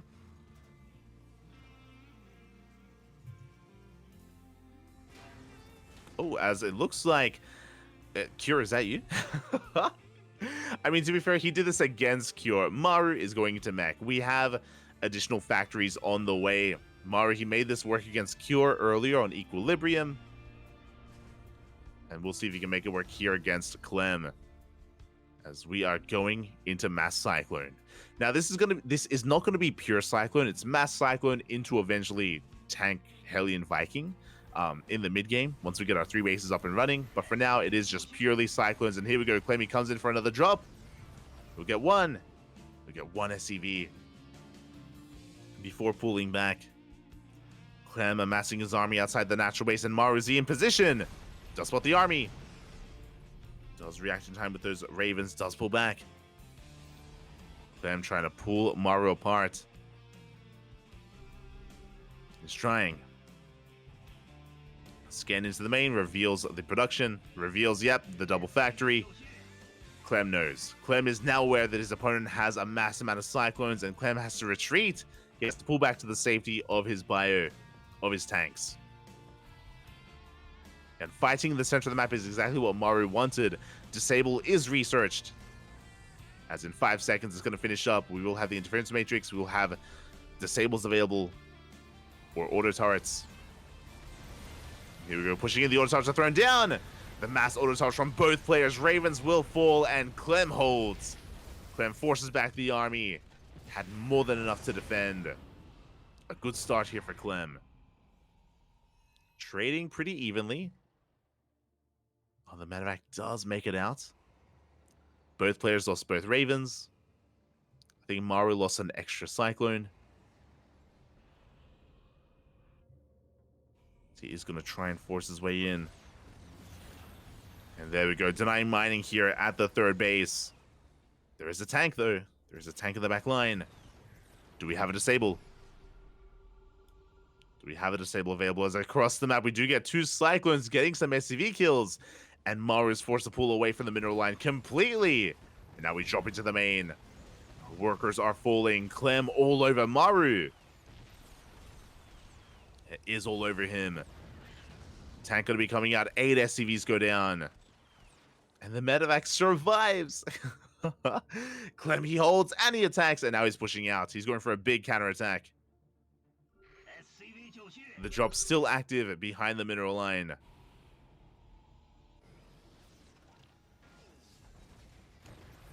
Clem is going to be pushing. We drop back in. SCVs are going down. Clem is pulling Maru apart. He's pulling him apart. Auto turrets are thrown down. Boys are being pulled. Can Maru hold on? He can. He can and he will. Marauders are getting a lot of damage done, though. They clean up the Cyclones. The Marauders are the real MVPs. We shut down the tanks, and Clem, he has broken the third base. 16 SCVs went down. Maru losing far too many workers, and Clem doesn't have enough to push into the natural, but again, he is getting a lot of value here, getting a 4th base behind this. Clem has to be very careful not to overextend. He's rallying across the map. He's trying to reinforce. Tanks are repositioning. Oh, Maru does get the first shot off. It does kill the tank. A good trade for Maru. Now remember, because Maru is playing mech, even if he is down in supply, even if he's down in economy, he can get a more efficient army. He can just turtle up and build up into mech.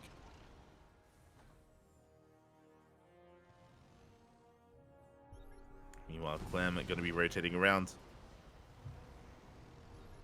Catching a Hellion.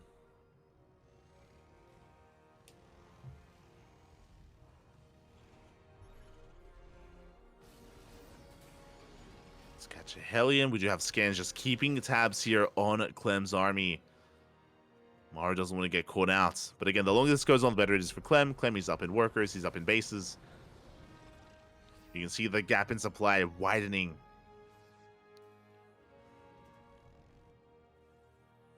As Clem is building up a larger army. You can see Clem working towards a 2nd starport for double Viking production. Or additional Viking production. Maru trying to squeeze out a couple of Liberators, which will help.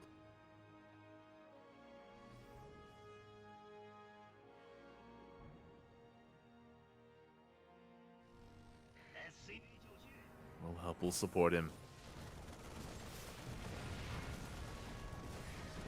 So here we go. We're going for the dive. Hellion's going straight for the main base. But it looks like it's not going to be worth it. We don't really get any SCVs.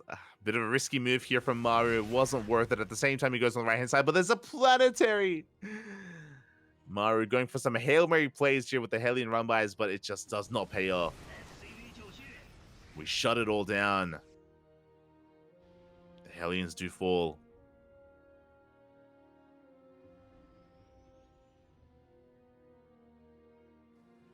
Behind this, Maru is working towards Thor's. We got double armory upgrades on the way, but Maru, he still has to bounce back. I mean, he can take a big fight. That's the thing. Like, one big fight can go the way of Maru. But Clem, he is up 40 supply. Show us the power of mech. Can we? Yeah, Maru, he's turtling. He's just turtling on up. Sensor towers, missile darts on the way. Big tank volleys. But the first tank does go down. The second tank as well.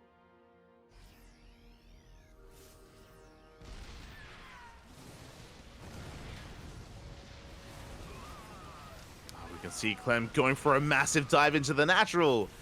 A risky maneuver here from Clem. He's going to be losing all of this Bio Army. Good juggling here, saving the Thor. Barely. We just go straight for the mineral line. And this makes it worth it for Clem. He gets 12 STV kills. Did I say 12? 15. 15 STVs go down. Clem pulling Maru apart. Clem, you can afford these trades. Maru cannot. Clem does throw away some Marine Marauder for 16 SCVs.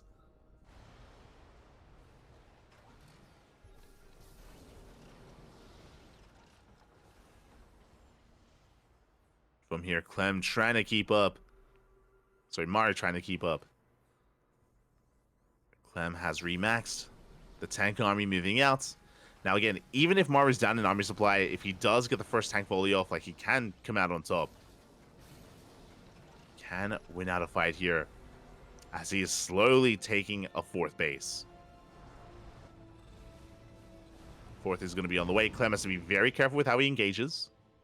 We're going for a doom drop. Do love it. Again, we can see Clem just trying to distract the main army of Maru. I wonder if Maru realizes, hold up, your army is smaller than it should be. Yeah, he notices. But not quite in position. Yeah, he's distracted, and here we go. We go for the doom drop into the main base. The kill shot, the kill move here, taking control of the production. Yeah, tank is going to be going down. Starport as well. Maru, he's racing back home, but he will be losing so much. At the same time, Clem pushing towards that 3rd. Yeah, Starport's going to be burning down. Maru losing control of his entire main base. Can we get the factories? Liberator as well. Clem all over Maru, just pulling him apart left and right. Drop in the main, push towards the 3rd, and Liberator at the 4th. Thors are rolling on in.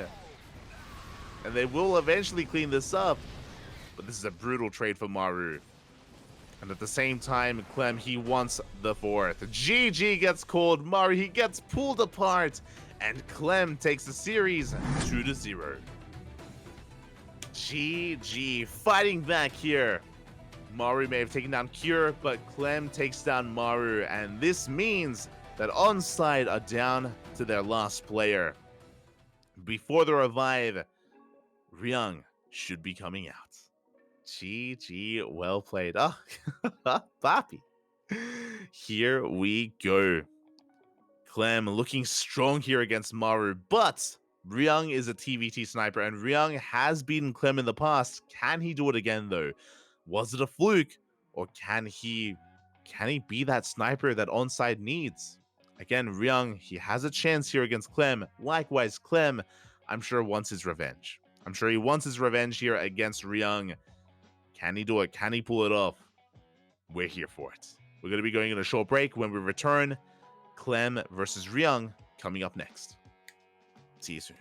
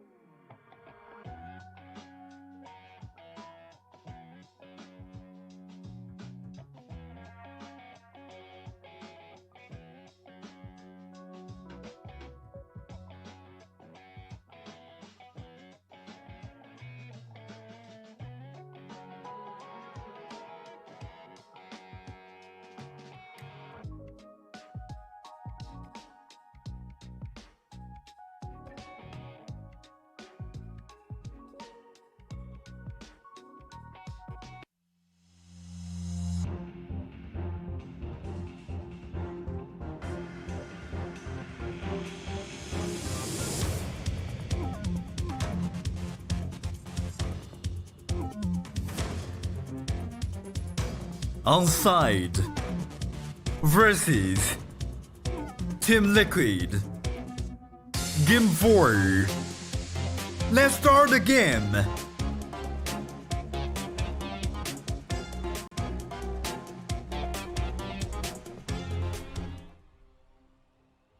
And we are back here with our final players for both teams. We have in the top right-hand corner the Korean Terran player, the blue Terran for ONSYDE. It is Ryung.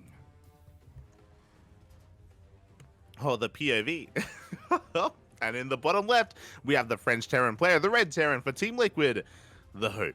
It is Clem, the reigning ESL Masters champion. And here we go, the TVTs do continue, and this is a rematch for those who are curious. Ryung did 2-0 Clem a couple of weeks ago after Clem's victory in ESL Masters Winter. And I always knew that Ryung was a TVT sniper. I did expect him to take games off of Clem. I was not expecting a 2-0 at the time. That was very impressive, a very dominant performance out of Ryung. But it has been a couple of weeks. I think it's been 2 weeks since then, 2-3 weeks. Has been a little bit of time since that series. And I'm sure Clem wants his revenge. And clearly Clem is on fire. This weekend he's been popping up here game after game, series after series, taking down some big names. He has shown weakness in TVT. That's what I was concerned about, specifically against ONSYDE.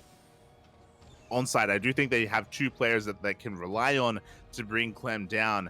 Earlier this weekend, it was Byun who did make Clem bleed.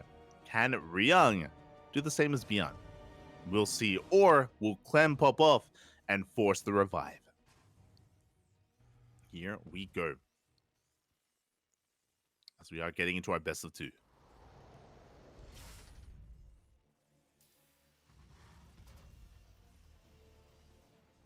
So we're getting into our best of two here so far. Double gas openers all around, so both Ryung and Clem opening up a little bit more aggressively here with faster factories into delayed expansions, delayed CCs from our Terran players, from both of our Terrans. And here we go, CCs now on the way from both Ryung and Clem. They're both going to be a little bit more assertive here with their Reapers. Clem being quite active himself, just looking and scouting around his bases, around his third bases, not committing to any kind of move out yet.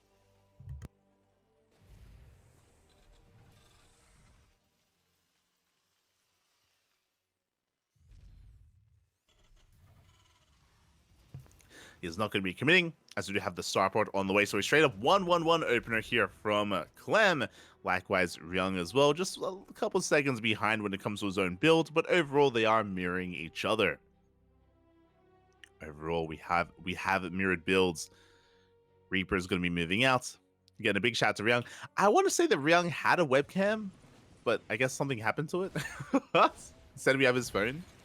Love to see it.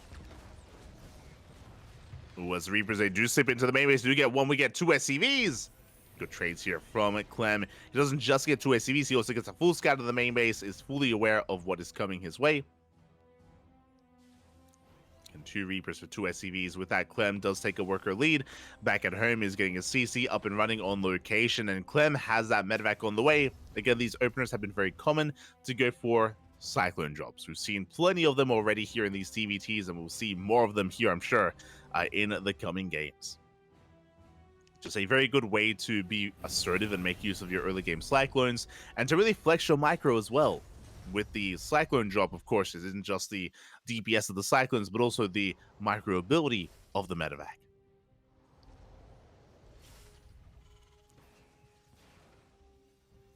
Here we go.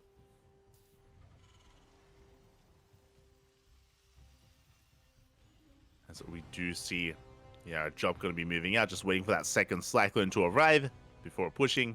Likewise, both players are working towards their own Raven production. What's interesting is that Ryung did end up skipping the medevac, so he is going to be going for a faster Raven instead, and that also means that his Cyclones are chilling back at home, waiting for the aggression of Clem.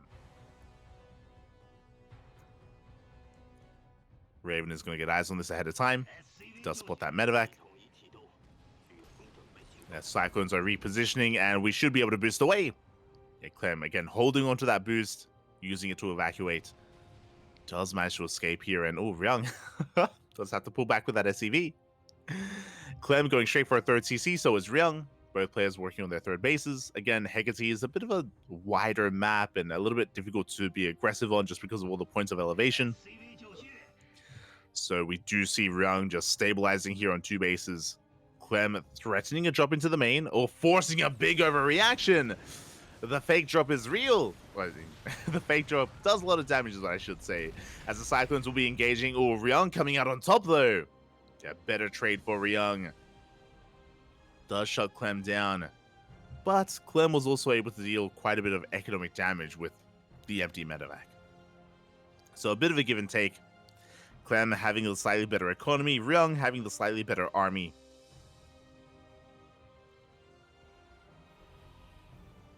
As both players back off, and both players are going to be getting into bio play.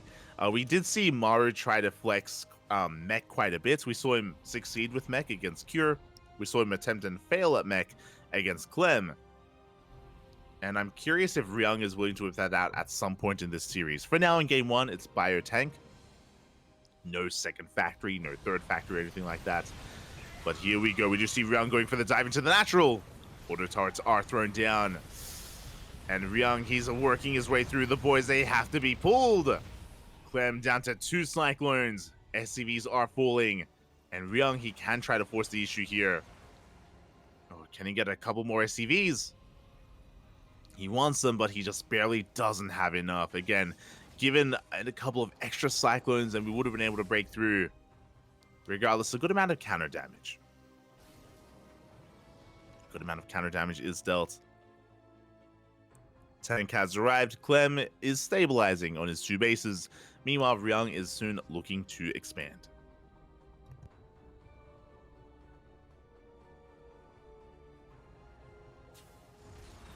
So we're going to expand, looking to take that other base. You see Clem in position, forcing back Ryung, and will establish his third as Ryung is taking his own. As the dust does settle, Ryung does have a slight economic lead, only slight though. Again, both players working towards very similar army compositions. It's going to come down to positional play. Going to come down to what Ryung is known for. But is it enough to overcome Clem? Is it going to be enough? For now, it looks like we have Cyclones on the right-hand side. We have a double drop moving towards the left. I'm loving the spotter turret here from Clem. Oh, the army has been spotted though. Clem pushing right through the center. Meanwhile, Ryung committing to his drop. Wants to hit the third base. Likewise, Clem also going for the third base of Ryung. Ryung, is he in position? Has a couple of tanks. Spotter SCV does get eyes on the army. Oh, the Marines, they do get into the mineral line. There's nothing here. SCVs are going to be going down. Get 7 SCVs in total. Meanwhile, at the same time, Clem is going to be committing. The Ravens. The Ravens, they do have disables. And the Ravens are going to be targeted down, but they get 1 disable off. Yeah, the boys are going to be pulled. Third base is going to be evacuated. We do get a lot of DPS, but the third base is saved. Ryung going to be able to preserve his workers. Meanwhile, across the map, he was able to achieve quite a lot with his own double drop. Both players are hurting, but I want to say that Ryung is ahead here. Ryung, he does come out a little bit better. Meanwhile, Clem retaking his third base at the linear location instead. Taking his own third. The turret! Takes down a medevac. Oh my god, almost takes down another as well. As it barely does survive. Again, really good positioning here from Clem. Yeah, there's going to be another turret as well. Meanwhile, Ryung expanding elsewhere. Still has a worker lead. Both players working on 2-2. Ryung pushing right through the center. He's still looking for that third base. Does confirm that it's not at the triangular location. Drops into the main. Could maybe get a depot. And Ryung pushing through the middle. Does scan. Does see the army. The tanks. Ooh, tanks on the right-hand side. Big volley's going to be going off. Ryung, he dives on forward. He gets a tank. Almost gets the Marines. Big anti-armor missile. The medevac drop gets shut down.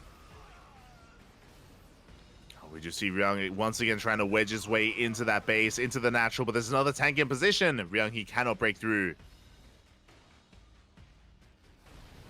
Does have to pull back. Reinforcements are on the way. Clem, he's going for it. We'll be losing a tank. We'll be losing one of his tanks. A second tank goes down as well. Ryung, he does break in. And it looks like he has enough. Pushing towards that natural base. Another tank in the back line does hold on barely for Clem. Ryung, he wants more though. He wants that final tank, and he should get it. Yeah, the repairs are not good enough. Ryung breaking on through, snowballing out of control. He has broken the third base. And we are making a trend out of this. The last time they faced off, Ryung did take down Clem 2-0, and the streak continues as the third base has been shut down. I'm telling you, it's not Maru that Clem should be worried about. It is Ryung, the Tuna Terran. Doesn't get a kill in the CC, but he does get 21 SCVs. Clem contained to 2 bases. He's going to be able to hold on. He does have 2 tanks. Does have 2 tanks in position. Does have a couple of Marines as well.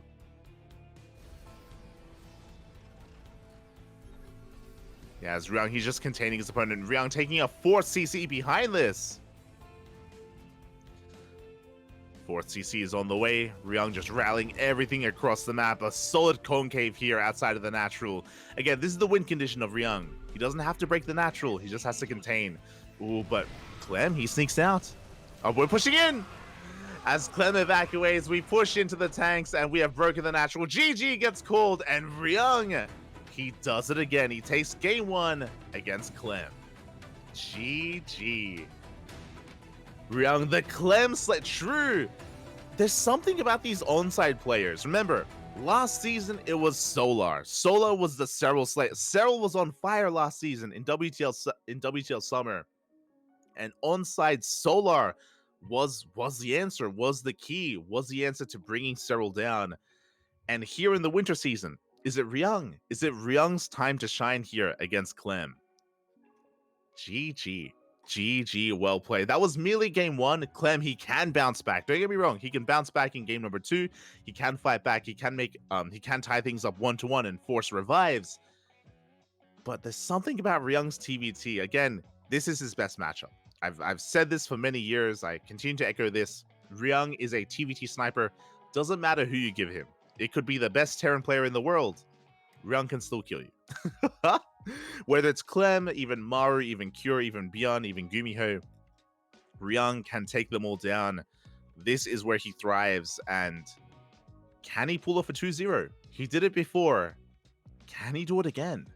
That would be crazy. I'm still, just like last time, I'm like, this coming into this, I'm like, it's gonna be a 1-1. Like that's what I expected coming into this. It's gonna be a 1-1. I still expect that, but can Ryung pull off a 2-0? That would be wild. That would be crazy. We'll see. We shall see. Oh, here we go. Oh, I see Senor Dash in the chat. Vámonos, papi. Vámonos. Here we go, as again, Team Liquid gonna have to take a moment here to recover. It looks like we're having a bit of a team meeting. We're having a bit of, and I think this is good because I don't know if you saw Clem. He had a pretty big reaction to that loss. Like, he was very frustrated with that loss. So I think it's very important here for his team to come in and support him and talk him through it as well. Be like, mate, you know, it's all good. You know, you can afford to lose the map here or there. Like, you already 2-0'd Maru. You already did amazingly. All you need to do is take a game off of Ryung. And even if you don't, we still have a revive. We still have a revive available. That's still going to be available here, where we can bring out yourself or even Cure. You know, not everything is on your shoulders. You know, even Cure can come out if need be. Like, there's still room here. Like, there's not everything is on the line. So again, hopefully his team can be there for Clem and make sure that we're okay. Like, you can see Clem's he's not happy. He's not happy about that game. And you know, hopefully we can shake it off and ease into this and make a series out of it. Again, it's been a long day. It's been a long day for Clem. He's already achieved so much. He's already done so much. Fatigue can set in. And hopefully we can take a breather. Hopefully we can take a breather here.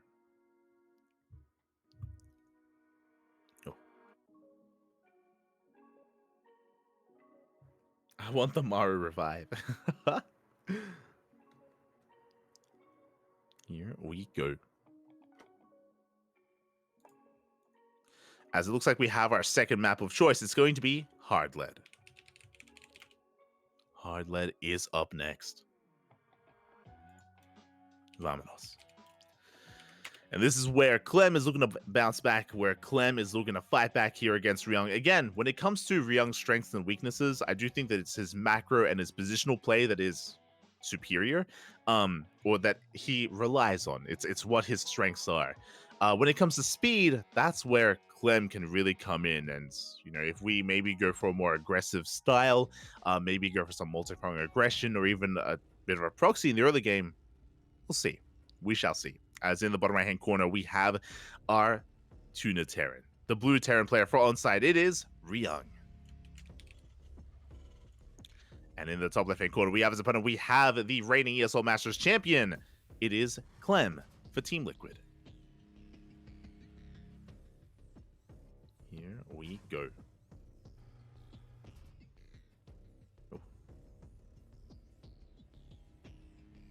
As we are settling into this. Settling into our next game. Again, Clem, he has taken down so many big names tonight. He 2-0'd Maru, he 2-0'd Cyril, he took down Rainer as well, 2-0. Like, Clem, he has done so well for himself. But now it comes down to the TVT. Comes down to Ryung. Now, if we get a 1-1, if Clem does win this game, then we force revives from both teams. Both teams will have to revive. If Ryung wins here, then it's going to be on Team Liquid to revive a player instead, and only Team Liquid. So this will not be, regardless of how this goes, it will not be the end of the series. There is still more ahead of us. Still more to come. Here we go.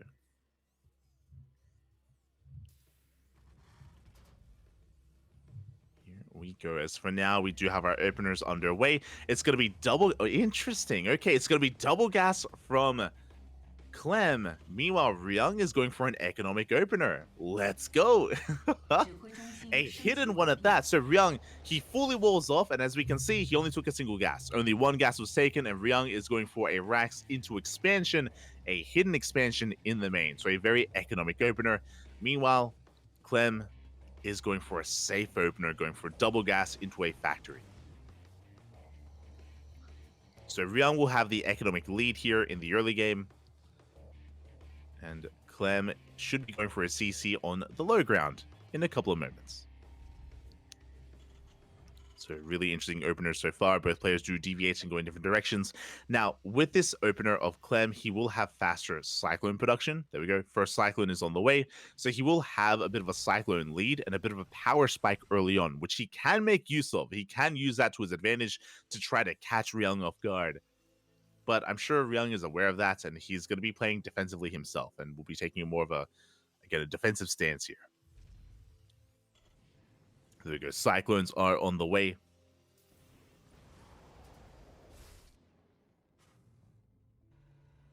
They are going to be on the way. So Reapers are just going to be amassing here for Clem. Remember, Clem does have the army lead, which means he has potential to deal some damage. He does have that potential. Clem is moving out. Looks like the first Cyclone is about to pop for Ryung. Meanwhile, Clem, he goes for the add-on swap, and he has Reactor to Factory well underway here. Oh, as it looks like we have a bit of an issue, and we are going to be asking for a pause. Hopefully everything is okay, but it looks like we're experiencing a little bit of latency here, and you know, it is an online event. You know, things like this do occur from time to time.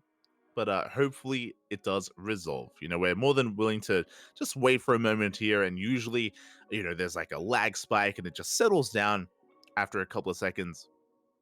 And once it does settle, then we can get this underway.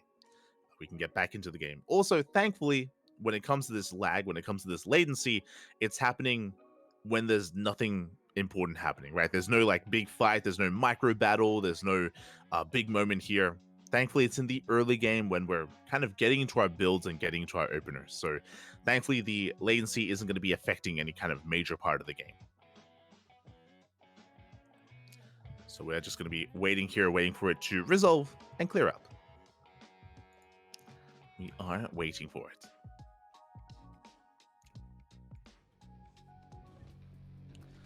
As here we go. Looks like the latency has cleared up and we are getting back into this. And again, if it ever does pop up again, we can always pause for a second time. Ooh, Ryung going straight into his third CC. Very greedy. Going Rax Expand into a third CC as well. Can Ryung get away with this, or will he be punished? Because Clem is amassing Cyclones. He's amassing Cyclones, and Ryung hasn't seen this coming, by the way. He is not in position. Ryung, he may just fall here and now. Here we go, Clem pushing towards that natural. Ryung bringing everything together. The boys have to be pulled away. 2 SCVs do go down. Good damage so far by Clem. There we go, Ryung, he consolidates his army. Does have the Raven. Does have that auto turret available. Does get a lock on. Does take down one of those Cyclones. Big pickoff. A big pickoff from Ryung. He gets another Cyclone as well. Really good trades. Very good trades here from Ryung overall. And Clem is forced back. Clem still down in the worker count, but he goes for a drop into the main. He gets eyes on the third CC and he will delay it. He throws down his own. A big moment here for Clem. 6 SCVs. And delays the third. Now, the first push was lackluster, but this drop is getting out of control here, and we're coming back in. Clem, he's coming back in with his reinforcements. Raven gets targeted down. It will survive. Ryung, he has to bring everything together. Has to be very careful with how he controls those Ravens. Speaking of, he's forced to pull the boys. He will shut this down, but he has lost so much. Another 4 SCVs go down. Clem with a 6-worker lead. And again, he's catching up with the CC. It's actually, yeah, on the way. Well underway. Ryung's is, of course, a little bit faster, but Clem's should have been even later than this. It should have been further behind. Clem is catching up. It's catching up behind this Cyclone production. Continuing, of course, for both players, for both Clem and Ryung. Clem committing into bio play with that stim. Ryung still... There we go. I was like, I'm still waiting to see the tech of choice for Ryung, but there it is. Stim is on the way. It's going to be bio tank from both players. We are not dabbling into mech. Not this time. No mech in sight.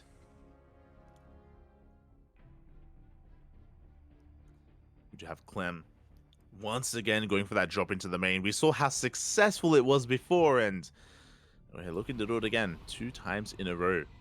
And again, I do love this from Clem just because, again, he's relying on his speed, right? His multitasking. His ability to pull his opponent apart. Can work well here. Meanwhile, Ryung is moving out. Has a lot of Ravens available. Drop going to be threatening the main base. Clem pushing out. Clem does get some lock-ons first. Ooh, and Ryung bleeds out 2 of those Cyclones. He loses a 3rd Cyclone. Ryung losing a lot of momentum. And with that, he has to retreat. Ryung, he cannot touch the 3rd base. And honestly, Ryung's in a lot of trouble. He's been losing a lot of workers. He just lost a big chunk of Cyclones. Ryung doesn't really have any momentum. Not anymore. He's in a really rough position here. Oh, the lock-on gets broken. And Clem, he's just having his way here. He's having his way with the mineral line. Oh my god, as he even saves the Cyclones as well. 4 SCV kills, saves the Cyclones, and Ryung is out of position. This 3rd base is going to be going down, and we are just pulling Ryung apart. Can we get a kill? No shot. The CC! The orbital is going to be going down. Big pick off. And yeah, this is just getting out of control at this point. We go back into the main base. 5 more SCVs go down. We save the Cyclones again. And Clem is popping off. He may have struggled in game 1, but he is finally going to be getting his revenge. After his opponent had a bit of a win streak over him. Nah, we're upset. We're angry. We're fighting back. Now Clem, he's up in workers. He's up in army. He's up in every aspect of this game. And in a mirror matchup, it's difficult to come back from this. Not impossible, but difficult. We have to rely on drop play. We have to rely on out-positioning our opponents, maybe a base trade even. There are specific scenarios that you can kind of will to fruition here or can take advantage of, but they are few and far between. And as long as Clem plays safe from here, mate, we're running away with this. And we will be tying things up. As long as there are no big mistakes. And you're like getting caught unsieged or having your Doom Drop being caught or something along those lines. You catch a Cyclone. Big anti-armor missile. Big anti-armor missile, but again, it's still not going to be enough. Another drop into the natural is deflected. Ryung is able to keep up this time. But Clemmy drops into the main. More SCVs going down. We get 4. We get 5. We get 6. And the Cyclones, they survive. And here comes Clem. Here comes Clem. His main army pushing right through the middle. The tanks are unsieged. No shot. The tanks, they get caught unsieged. Clem pushes on forward. Big disable as well. The final tank does fall. Another disable on the third tank. And Clem, he just has far too much. GG gets called. And Clem does tie it up 1-1. And both Ryung and Clem knock each other out. GG. GG, well played. It will not be a 2-0. Not this time. Not again. Clem says no. And with that, this is going to be a very interesting decision. We have some revives. Both Team Liquid and ONSYDE, they both have lost their rosters, and we can revive a player each. Who do we revive? That is the question. Who do we revive? Team Liquid have been very reliant on Clem this weekend, and Clem would make the most sense unless Cure feels more in form in TVT. Based on what we've seen so far, based on Maru 2-0ing Cure, I think Clem has to be the answer. I think Clem has to be the answer for Team Liquid. Watching Cure versus Maru earlier, I'm not filled with confidence in Cure today. I don't think that's... I don't know how well that will go, so we'll see. We'll see. I mean, maybe Cure thinks different. Maybe they have a talk, and maybe Cure's like, yeah, I slipped up against Maru. I made mistakes, but I know that I can fight back. I know that I can perform better. Bring me out. Possible. It is possible. Meanwhile, when it comes to ONSYDE, it's curious as well, because on the one hand, Maru's obviously a really strong player, and he's the ace player of ONSYDE. I mean, he kind of is. I know that for the summer season, Solar was dubbed the ace player, and Maru even admitted that. They all agreed that Solar was the ace player of the team, just because Solar was the answer to Serral in last season's WTL. And I bring Solar up just because we didn't really get to see much of him. Remember, Solar, he got knocked out early on by a cheese. Elazer, he 12-pool, drone-pooled Solar and knocked him out at the very start of the series. So Solar may want some revenge. In saying that, when it comes to ZVT, I think Solar is favored against Cure in ZVT. I don't think he's favored against Clem. That's the problem here. When it comes to matchups specifically, when it comes to the strength of these players, I think if ONSYDE believes that Clem is coming out as a revived player, I think you have to send out a Terran. I think you have to send out Maru.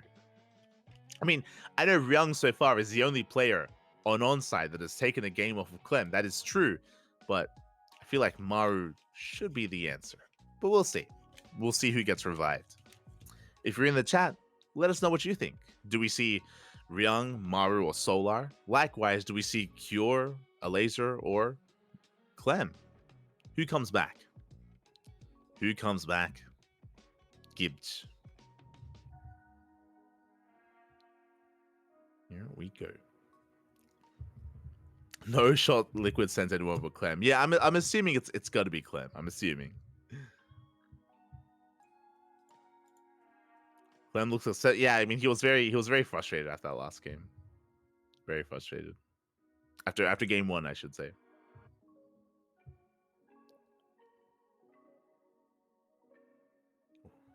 Does anyone believe in a more crazy pick here? Does anyone want a wild guess? Does anyone want to just double? Oh, we just got Solar just joined the call. Solar did just join the call. What does that mean?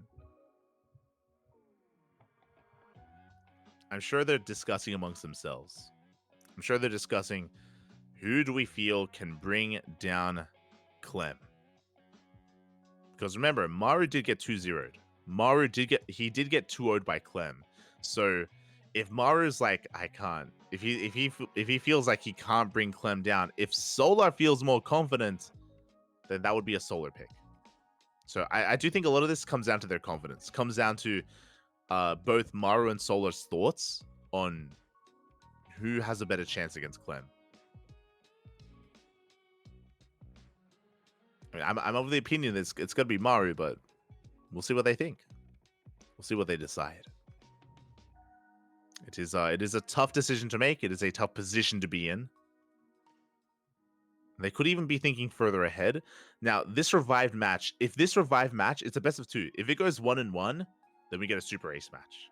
Then the Super Ace match comes out. Then we revive again. And you can't revive a revived player.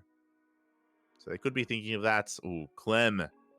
Maybe getting some rest, getting some water. Clem is suspiciously absent from the cans. But he might just be like going for a bathroom break. It's like I'm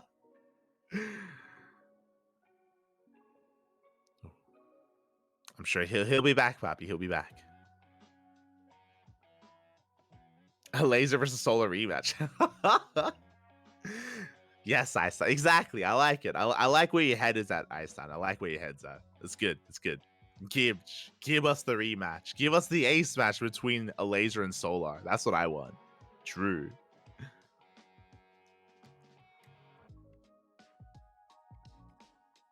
We're just memeing? No. It's like, no, commit. No memes, Papi. No memes.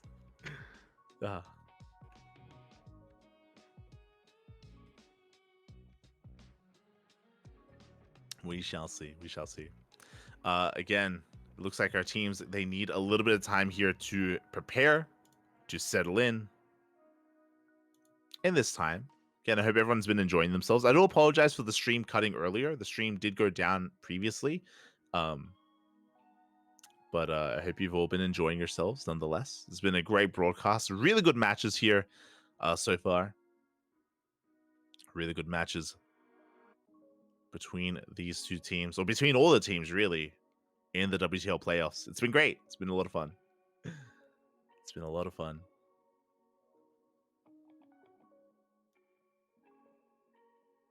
So far, it's been like, what, a 6.5 hour cast? 6.5 hours. Can we make it all the way to 9 again? 9 hours, Papi. Maybe. If we get some really late games, then we can get there. We can get there.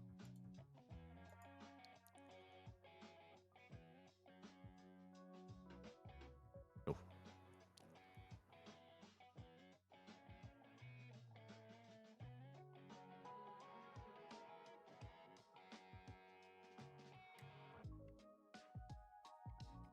As yeah, from here, I guess we're gonna be going on a short break. I don't know how much time we need, but we're gonna be going on a short break. Ooh, take this moment to hydrate, stretch your versions, massage your marines, and we will soon be back with our next matchup here with our deciding players. Meanwhile, a big shout out to Dropship Magic. Thank you for all that you do for the community. I never miss an opportunity to tune into the stream. Love your style. Oh, thank you. Thank you so much. I'm glad you enjoy it. I'm glad that you like our casting here on the CranKy Ducklings. Thank you. We've been putting in a lot of hours, and there are times where I'm running out of energy, and I need some help. You know, shout out to Yaku. Yaku joined me the other day. I was supposed to have Asher here today, but fun fact for those of you that are in the chats, Asher, I believe it's his birthday. Happy birthday, Asher. I believe he's out on the town getting wasted. But it is Asher's birthday. It is 4 a.m. So it's been his birthday for a couple hours. You know what? I need to message him. I need to message my boy. Happy birthday.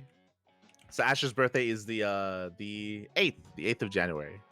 I'm doxing him right now. Happy birthday, Asher. So that's why he's not here. I was supposed to get Asher involved in today's broadcast, but it's his birthday, so he's the birthday boy. He gets a day off. It's fine. It's fine. Happy birthday to Rufus's slave. True.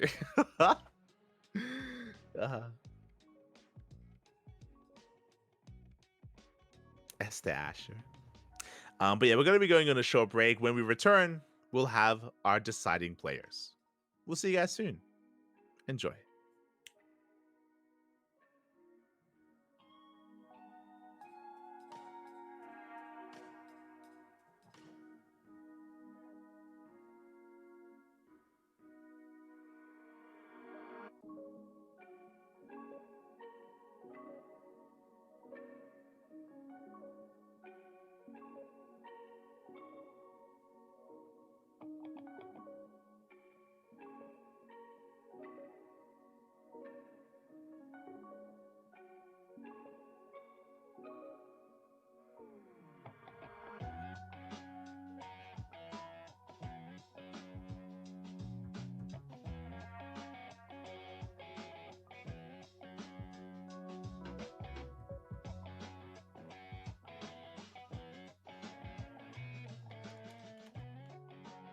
Let's go, Papi. Let's go. We have our revived players and no shot.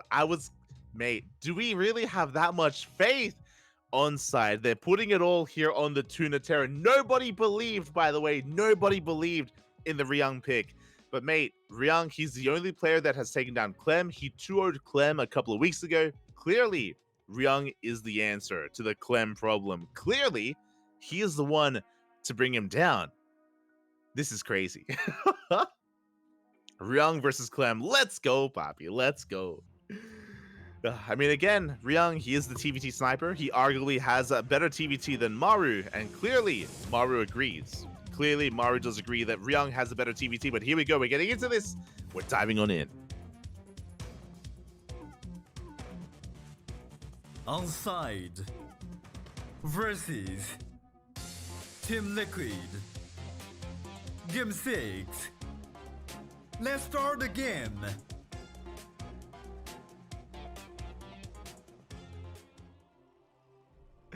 And here we go, spawning in the bottom right-hand corner of Golden Aura. We have a wild revive here. It is the Korean Terran player, the Tuna Terran for ONSYDE. It is Ryung. And in the top left-hand corner, we have the French Terran player, the Red Terran representing Team Liquid. It is Clem. Here we go. The grudge match continues here again. Ryung is a TVT sniper. It is his best matchup, and he has some world-renowned TVT, don't get us wrong. But I'm still shocked that we still went for the revive on Ryung. I mean, again, as we mentioned before, I'm sure the players had a big discussion, and it all comes down to, right, how confident we are, right? It's like if Maru, he got 2-0'd earlier. He got 2-0'd by Clem earlier. Ryung is the only player that has taken a map off of Clem so far tonight, or so far in this Team League match. So they've come to a conclusion. They've come to a solution. Ryung clearly is the best pick. Is he, though? Can he pull this off? Now, I like the idea of us thinking further ahead. If this is a 1-1, honestly, all Ryung has to do is win a game. All Ryung has to win a game, and then we force the Super Ace match. If this is a 1-1 score, we force the Super Ace match, and then you can see Maru or Solar come out against Cure. And I think that's ideal for ONSYDE. I feel like Maru and Solar, they're so much more confident against a player like Cure. Not saying that Cure is bad, but like it's Clem who's terrifying and who has no fear. I mean, the Tuna Terran. Ryung, the Dong 1 has arrived. The one true Dong is here, and I'm ready for it. Show us what you got. Now, we're loading into Golden Aura. And of course, this is a short rush distance by ground, a very small map, very congested, but the bases are very compact. Very compact bases here. We have seen a lot of split map scenarios here on Golden Aura. I'm assuming, as we're going for an economic opener, or we're going for, double gas into factory, into CC. But I'm assuming that Ryung is looking to get into the mid game. I'm assuming that what really killed Ryung in that previous series was just the multi-rank aggression, the just constant harassment from Clem. And I'm assuming that Ryung is going to be aware of that, is going to be wary of that, is going to be taking a more defensive stance. But we'll see. We'll see how Ryung adapts. We'll see what Clem brings to the table. Double Reaper does arrive, and we will delay the CC. Already a good start for Clem. CC is delayed. A big reason for this, Ryung only made one Reaper, then into reactored Cyclones. So because of that, he couldn't do anything about the first couple of Reapers, but he will have a power spike. He has 2 Cyclones, he will soon have 4. Remember, short rush distance by ground. I believe Ryung is going to be pushing with 4 Cyclones. We'll see. We'll see how aggressive he wants to be. We'll see how assertive he is. As Ryung will have a Cyclone advantage. Again, it is a little bit risky to go for the early reactor like this. But there is going to be a power spike for Ryung. And there it is. The next wave of Cyclones have arrived. We have 4 Cyclones and we're pushing. We're pushing with 4 Cyclones. As we move out, ooh, we are spotted. Big scout here from Clem. He will bleed out one of his one of his Reapers. But Clem is aware of the army. No fear, he goes for the drop. Now, I'm sure he's hoping that Ryung pushes out, Clem drops, and then we cause some chaos and we kill some workers. Clem pulls back, Ryung pulls back. Both players back off. They're expecting aggression, and as a result, they're both just calming things down. There we go. We see Clem reinforcing, consolidating his army with that medevac with additional Cyclones. And yeah, he's expecting Ryung to arrive. He's waiting for Ryung. Ryung is also waiting for Clem, and there we go. Now we're going for the drop. Enough time has passed. We're pushing. You can see Ryung in position with his Raven just to get an eye on any kind of drop play. Give him a little bit of a heads up. Cyclone production is continuing. Ooh, and Clem goes straight for the 3rd CC. So Clem, being very greedy, rushing into the 3rd. So far, Ryung still continuing Cyclone production. Oh, he's going to be pushing. This is a bad moment to push here because here comes the drop. Ryung, is there anything in the main? Is there anything in the main base? He's taking his 3rd CC on location. The drop comes in. We catch a Raven. Ooh, big pick off. Raven goes down. Ryung is pushing, by the way. He's not turning back around. And can he pull this off? As we have the high ground. Clem, he's in position.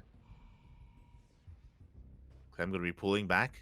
Pulling out of that main. Ryung pushing up the ramp. Clem, he knows that an army is about to rock up. He knows that there's something waiting for him. So wise move here out of Clem. He does pull back to the safety of his natural. Does pull back. Ooh. And overall, Clem is in a slightly better position. Remember, he did kill that Raven. Lack of Raven is huge. We can see Ryung getting in position. He's looking to try to catch that medevac. He wants it, Papi. Medevac has been spotted.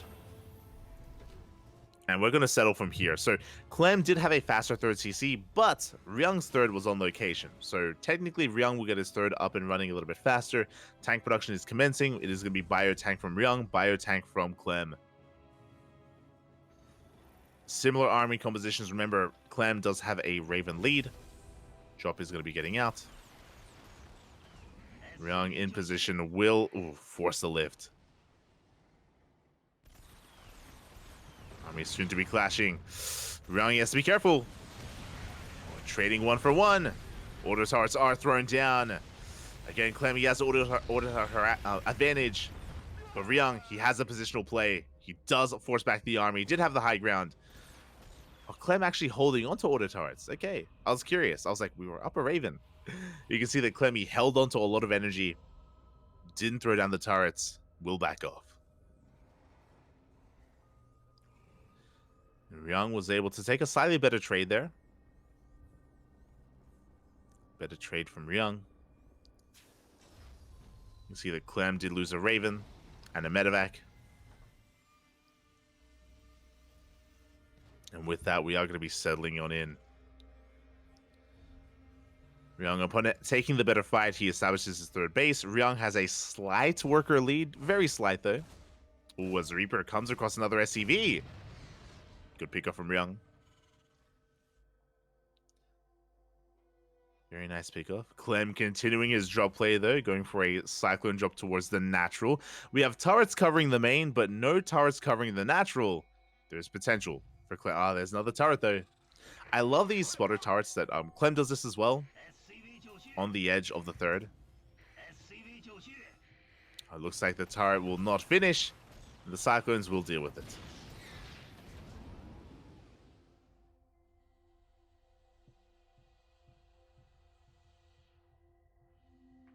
Turret is dealt with.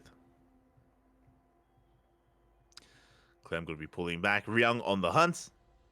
Looking for that drop. He may be able to come across it, by the way. Uh-oh. Clem does pull. He does boost away. Does boost the hell out of there. From here, we have 4 CCs in production. The 4th command center, I should say.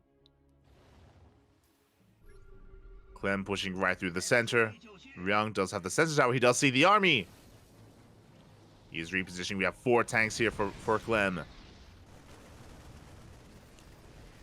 Sensor tower goes down. Ryung, he comes in for a massive counterattack. He does get 4 workers. Can he get the base? Cyclones from behind. Clem trying to collapse on this position. Ryung trying to collapse on this position. Clem in a really difficult position here. He's getting surrounded. Big disables, though. He goes straight for the third base as well. Both players will be losing control of their thirds. Tanks are sieging. Ryung, he gets 9 SCVs. Clem also gets 9, or 8. The Cyclones are shut down. Again, still very close between our players. The tanks are on siege! And Ryung, he goes for the dive. He doesn't pull it off, though. A massive overextension there.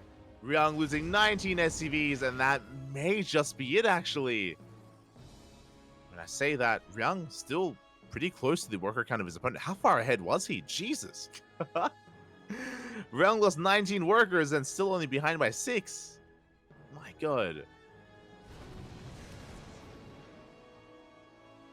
But again, Ryung, he just wasn't able to commit to that fight. Lost a little bit too much there in the dive. Unnecessarily lost all those workers. And now, Clem is in a better position. He is in a better position here. Things go very chaotic. This is very necessary. We do get into the mineral line. 1 SCV goes down. Some lost mine time. Very necessary here for Ryung. Did need to fight back.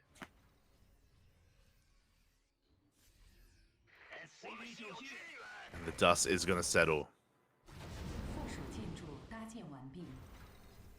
Ryung pulling back in time. Clem pushing forward.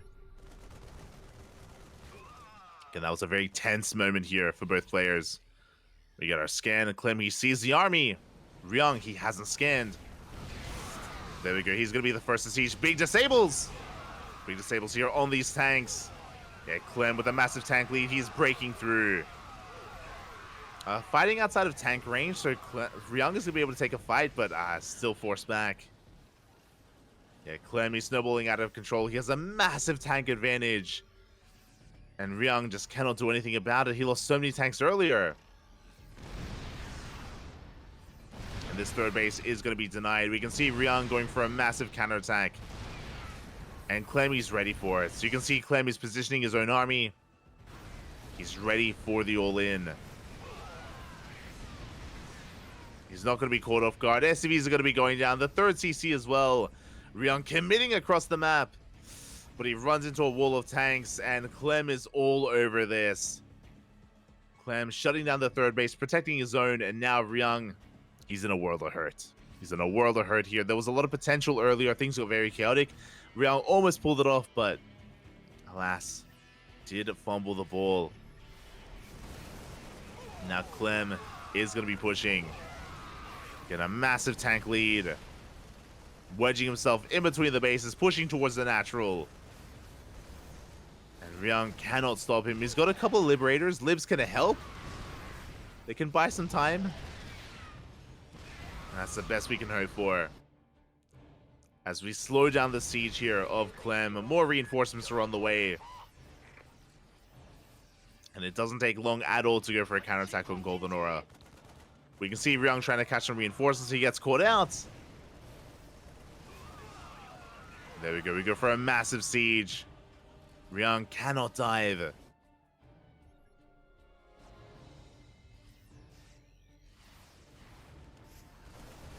Clem going to be pushing on forward. Catching the army.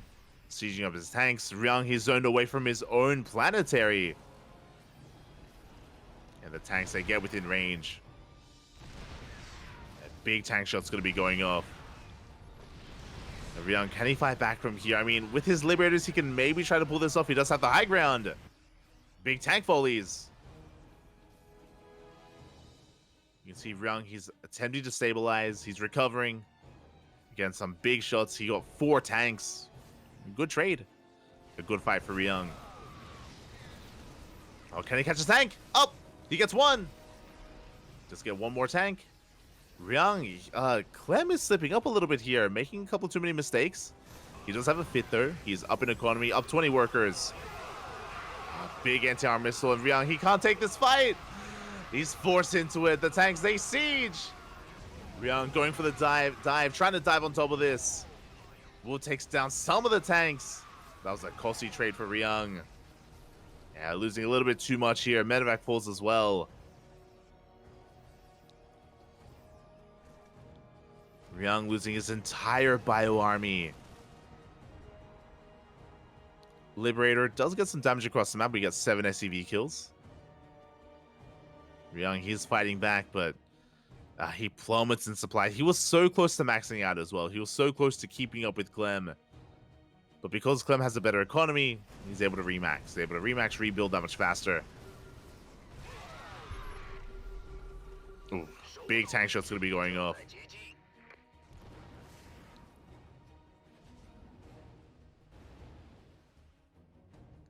Clem is forced back. Ryung has control of the Zonaga, does see the medevacs, is aware. Can Ryung pull off a miracle here? He has a comparable army. We may just go for a base trade. Like, the base trade may be the only way at this point. Yeah, Ryung, he's sending it across the map. It's all or nothing here. Does Clem have anything at home as he collapses on the 3rd base and the 4th as well? Vikings will be landing at the same time. Ryung pushing across the map. Diving into the natural, but we have tanks on the high ground. There are tanks in the main base. Ryung does see, and he's just being slowed down. It's taking far too long to push into the main. At the same time, Clem pushing into the main base of Ryung. Ryung likewise has the high ground, but oh god, there's just so much working against him. He's barely holding onto the main.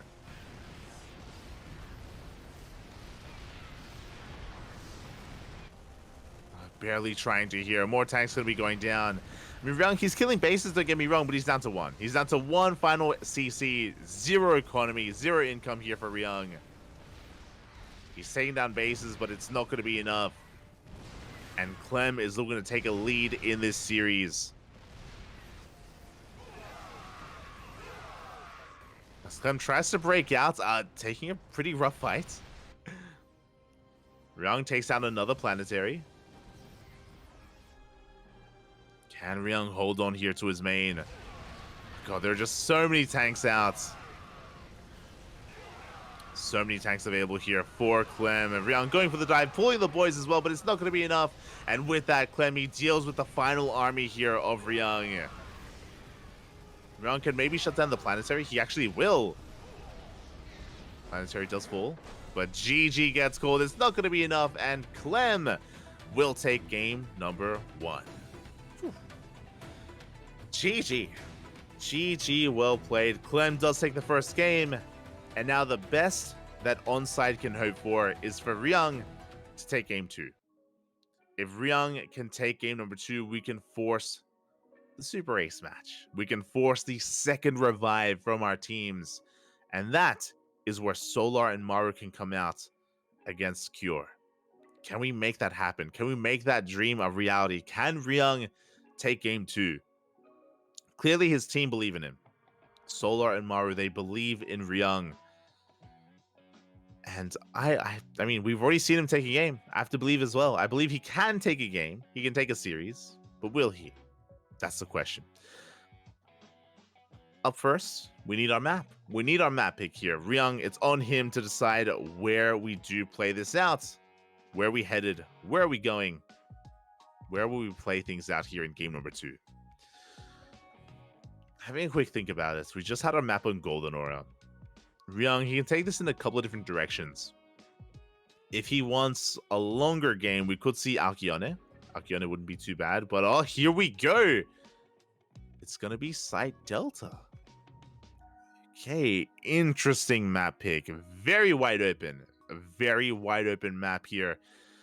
Wide open bases as well as the center of the map as well. Likewise, rush distance by ground is not as long as a map like Alkyone or a map like Radisson Station, so you can be quite assertive here. I'm curious, very curious, what Ryung has in store for us. Show us the tuna, Papi. Show us the tuna. Can we go the distance? I want to believe. I want to believe, Papi. Let's go. Let us go. I wonder what the elder XY thinks about this TVT. True. Let us know, XY. Old Clem. Let us know. And here we go. Spawning in the bottom right-hand corner of Site Delta. We have our blue Terran player representing ONSYDE. It is Ryung. And in the top left-hand corner, we have his opponent. We have the red Terran player from France representing Team Liquid. It is Clem. There. Here we go. Hello, Mr. SCV. Where we headed? As here we go. We have a Rax back at home here for Clem, but a very early SCV scout. Interesting. Clem, he does not trust his opponents. Remember, previously we saw a bit of a block. No, we're going for 2 Rax. We are going for a 2 Rax here. Okay, Clem looking to be the aggressor. So this is a less committed, obviously a less committed version of a proxy 2 Rax. It is going to be 1 Rax at home, 1 across the map. This is designed to be aggressive.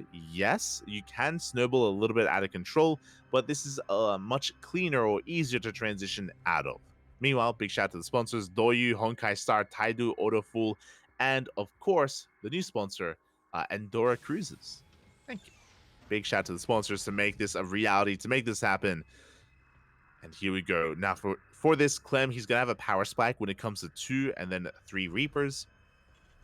Ryung going for a Rax expand. Oh boy. This is best case scenario for Clem. Ryung is going for a very economic opener. He's going for a delayed factory, which means a delayed Hellion, delayed Cyclone. Now, this is not a build order win, not by any means. Something like a proxy 2X would fare better here, but this is still ideal for Clem. As we do check for the proxy, Ryung, he checks, he looks, he doesn't see anything, he pulls back. But again, with this kind of opener, Clem can get a lot of damage done. We'll see if he will. And here we go. We have the SCV to tank the first shot. Reapers have revealed themselves. This bunker is not going to finish, and Clem, he takes control of the low ground. Bunker is on the way. And we will get a massive delay here on the CC. Boys are being pulled. Get a couple of hits in. Second Marine has arrived. Bunker is on the way. We have to deny it. We need to deny that bunker. We cannot allow it to get up and running. And it looks like Ryung, he has taken control of his own natural back from his opponent. We've taken control back here. We do force a cancel. Oh, that was a kill. Kill, not a cancel. SCV is going to be going down. Reaper as well. Ryung trying to stutter step himself forward here, but he's being picked apart. The Reapers, they take down every single Marine. The CC has finished, but the bunker will not. We force a cancel. Hellion has arrived, but we need support. We need Marines. We need SCVs. There we go. We get a big repair here. Ryung having a hard time here in the early game, but he will soon deal with this. They're just pointing out the dead bunker from earlier, which was a big loss, to be honest. That was a big blow to Clem. So this is becoming a little bit back and forth, but there we go. We now have a second Hellion. And with 2 Hellions there, big volleys go off. We shut down one of the Reapers. And we should shut down the rest. Yeah, good cleanup here from Ryung. 2 Reapers will escape. And Ryung can go back to mining. Now, oh my god, this is a late CC. Yeah, Clem, he's not really happy with that. Especially with the dead bunker as well. Clem is forced out. Looking a little bit upset. And the reality is, I didn't realize how late this CC is. Clem, it wasn't just a 2 racks. He went 2 racks into a factory before command center. This is a very late expansion from Clem. Very late, and now it's going to be taken, but Ryung, he's recovering. He did lose some workers, but does have the economic lead. Oh, risky maneuver. Ryung, he's pushing out with the drop, but we have Cyclones. Oh, Cyclones, they have arrived. We get the lock-on the medevac. Good support here from Ryung. Does pull back. Does pull back in the end.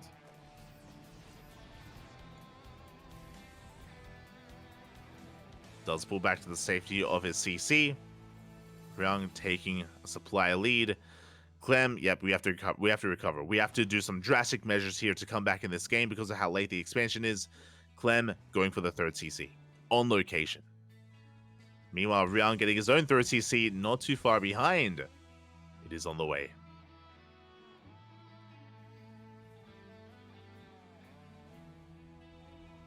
It is going to be on the way here for Ryung. And honestly, Ryung, he's in a pretty good position. He's in a pretty good position at this point. But Clem, of course, can come back, can bounce back, specifically with drop play. Like, give Clem 2 Cyclones and a medevac, and this guy, he can pop off. He can he can have his way with you and just shut down any kind of economy. So even though Clem is behind, he can bounce back. Speaking of drop play, we're getting ready for it. We are getting ready. Additional Cyclone production underway. Stim, disables, interference matrix. So far, both players mirroring each other. Going for the same composition. No mech. None of the sort. Here we go. We have Ryung in position to deny any kind of drop into his main. Now, typically, Clem, he holds onto his boost. So, Clem should be okay. He scans. He's going to be drifting in towards the main. But again, he will have that boost to boost away and to save the medevac. Turret's going to be in production. Making sure we shut down any kind of drop play here from Clem. At least in the main. It is a big investment, but considering, again, how drop heavy Clem can be, I do think this is probably worth it here for Ryung. Especially if he gets a kill on the medevac. Meanwhile, 3rd CC is going to be landed on location. Clem already has his own 3rd up and running, so Clem is recovering. He's recovering when it comes to the economy. When it comes to the worker count. Meanwhile, looks like Clem does have eyes on the would-be 3rd. Medevac drop can go in at any moment. Ryung not quite in position for it. And here we go. Reaper dips in. Does get eyes on the mineral line. Oh, can we get one? Not quite. Cyclones have been revealed. Clem pushing right through the center is spotted. At the same time, drop into the main base. Turret does some damage, but we do manage to get into the mineral line. SCVs are going down. Ryung not in position. SCV damage is real. We do have Raven harass into the natural as well. Clem looking to pop off. We'll be losing a Raven though. But the auto turrets are thrown down. 5 SCVs fall. At the same time, Clem is main army pushing towards the 3rd, but the tank is in position. Oh, we do get a Raven! Big pick off. Both players, they each lose a Raven. Ryung going back to mining. That Mandarak drop coming back in, and the turret was not rebuilt. There is no turret. Marines, they have to stim on forward. More damage being dealt. Ryung struggling here. Falling behind in the economy, but he's moving out with his main army. He has had enough. He's had enough defending. He wants to be the aggressor. He has that disabled. He has interference matrix researched. He has been spotted. He has been spotted here by Clem.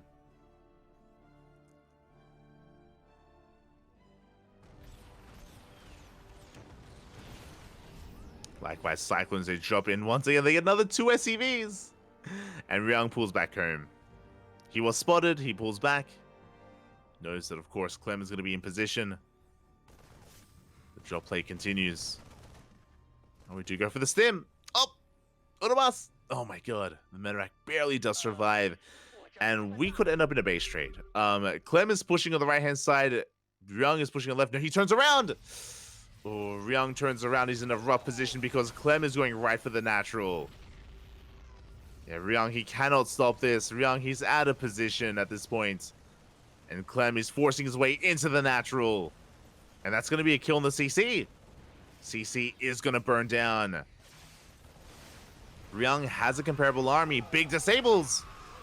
Big disables on the tanks. Ryung, he can clean this up. Yeah, he's stimming on forward, coming in with everything he has, and every single tank goes down. Clem loses his entire army. Clem may have killed the base. He may have killed 14 SCVs. The drop comes back in. But Ryung is pushing. Ryung is on a timer. He's all in. Ryung, he's completely all in. He doesn't have the economy to sustain himself. Not anymore. He's pushing across the map. And what does Clem have? Can Clem hold? Can he survive? Combat shield still on the way. Not going to help the fact that he doesn't have that. These Cyclones still going ham. Finally, they go down. We're going for the dive. There's one tank. Only one tank, and it's going to go down. Big pickoff.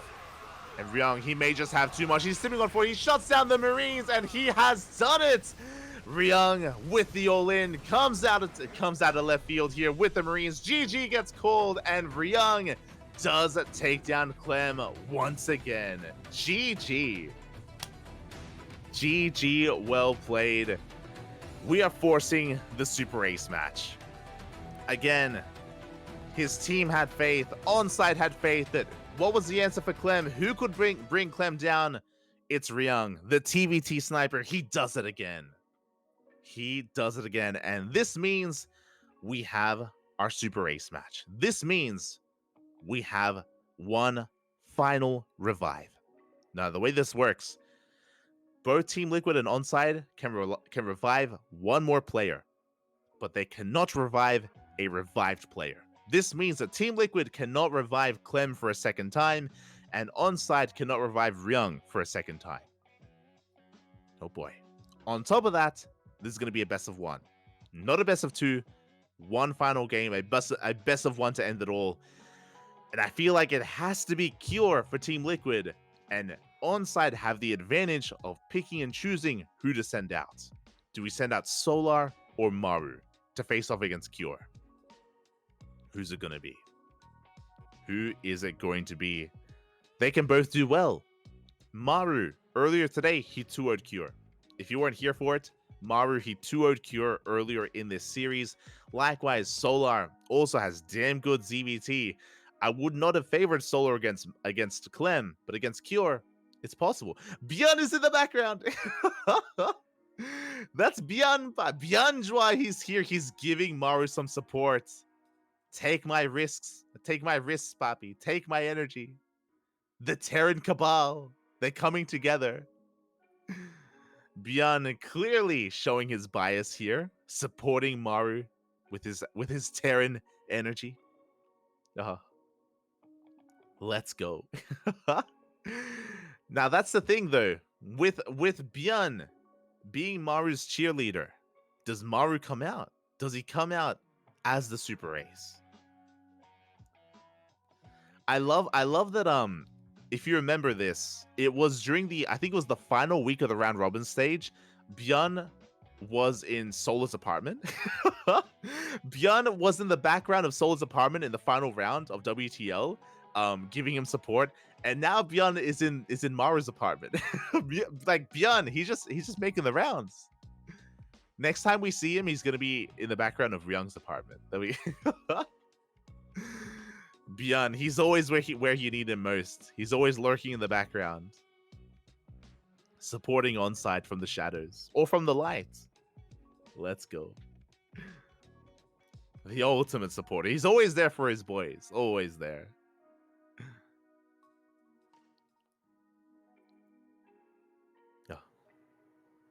Byun is very social. But the pressure is on. It all comes down to one final game. One final game here between our players, between our teams. Let's go.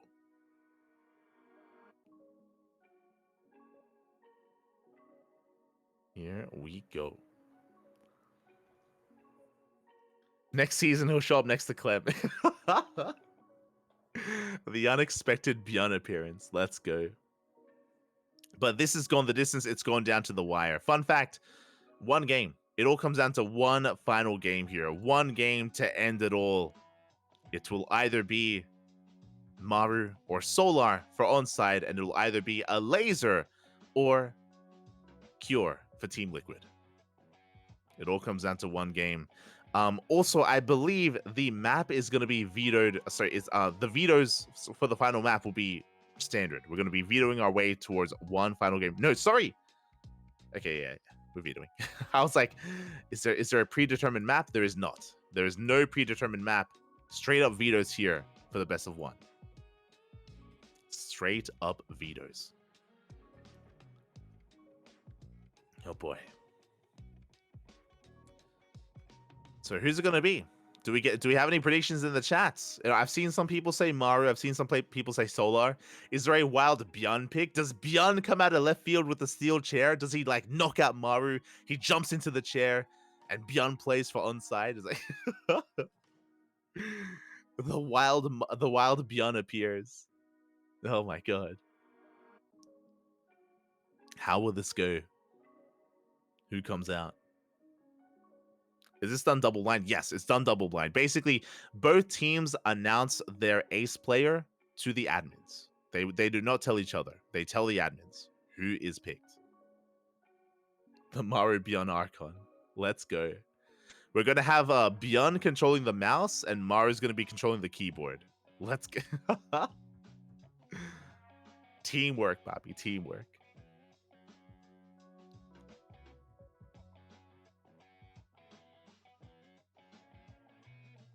We go.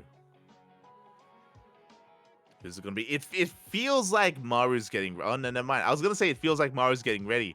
Looks like he was getting ready to stand up. He was like Maru steps away, Ryung steps away, Solar, the last one sitting. Is it Solar? Is it gonna be Solar coming out? Who feels confident? Who feels the most confident here against Cure? You can see Clem a little bit distraught. Like he's had a really intense weekend. Like shout out to Clem. Regardless of who wins and who loses, Clem has been the MVP of the playoffs. 100%. Like he has been putting in so much work. He put his all out there. He put it all on the line. And now his fate is not in his hands. His fate is in the hands of his team. You know, that's the reality here. This is a team league match. It's a team league, not an individual league. It's not all about Clem. It's about the team. And we'll see. We'll see if Team Liquid can bring it all together here. Here we go. The ace map. We have vetoed Golden Aura. Golden Aura is going to be the ace map, and here it is. It is going to be the TVT between Maru and Cure. It all ends on Golden Aura. Let's go. Predictions will be open in the chat. Place your bets on who you think is going to win it all. ONSYDE or Team Liquid, Maru or Cure, Terran or Terran. TVT, unwinnable. Unwinnable, Poppy. Let's go. Maru, of course, he is the star player of the round robin stage of WTL with the highest ELO, the highest MMR. Versus Team Liquid. Ace. Let's start the game. Let's start the game. Here we go. We're loading in. And spawning in the top left-hand corner of Golden Aura, we have, for ONSYDE, the Korean Terran player, the blue Terran. It is Maru. And in the bottom right-hand corner, we have his opponent. We have the South Korean Terran player, the red Terran, representing Team Liquid. It is Cure.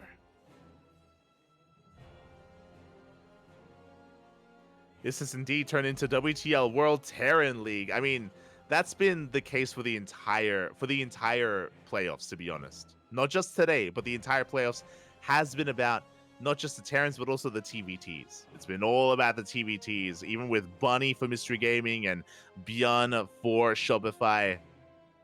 Welcome to WTL TVT edition. Let's go. And shout out to the sponsors. Shout out to Doyu, Honkai Star, Taidu, and of course, not Rio de Janeiro, but shout out to Adora Cruises. Again, who's going to win that cruise to the Caribbean? Is that where they're going? I don't know. As the SCVs, they do pass by each other here, scouting each other across the map. So far, ooh, interesting openers. Okay, so quickly to go over this. Kira goes double gas. Kira has gone for a double gas opener. Maru is going for a rack expand economic opener out of Maru. He does hide the SCV, and there it is, CC on the low ground. Maru will be the defender. Kira will be the aggressor. Kira going for a faster factory, a delayed command center. Here we go. Vindita and Eba are having a TVZ best of 17. Thought you should know. Is Eba playing Terran? And is Vindita playing Zerg? Kappa. Shaking my head. Este Eba. We will most likely raid them, I'll be honest. If it's a best of 17, it's going to be a long one.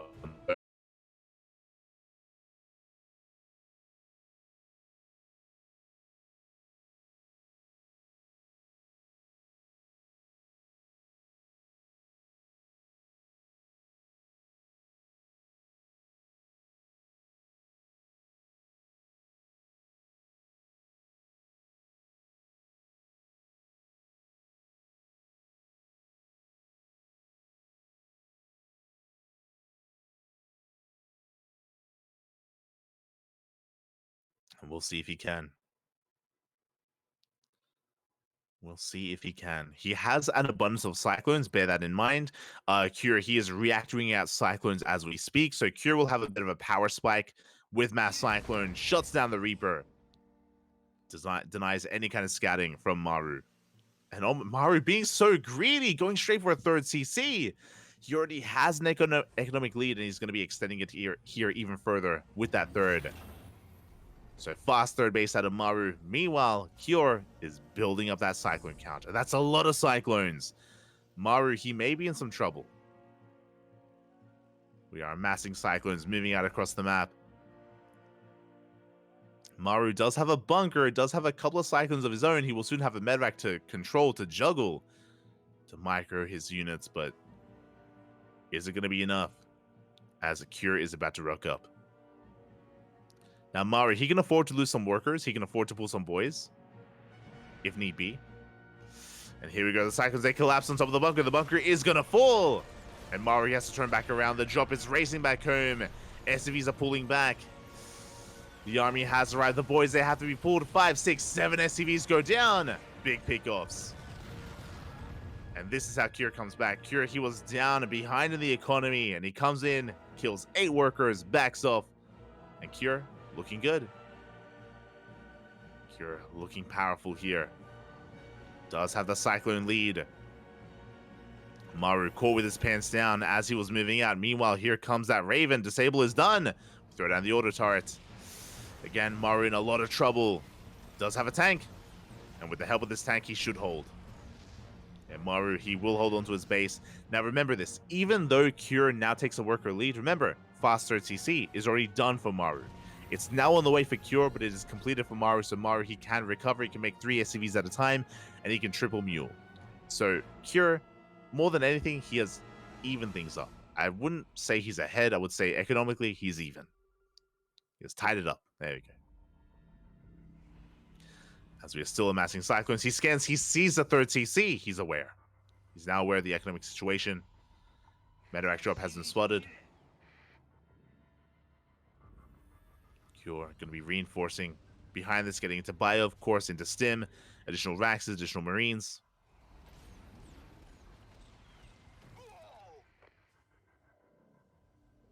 Here we go. Oh, it looks like ooh, it looks like there was a bit of latency there. Hopefully everything's okay. The lights went out. No! Oh my god.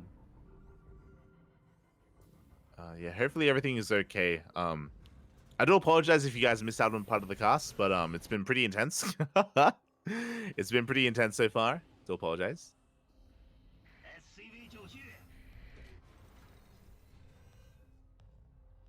As we do see Maru going to be pushing. Going to be trying desperately to pull off this drop. Desperately to get across the map.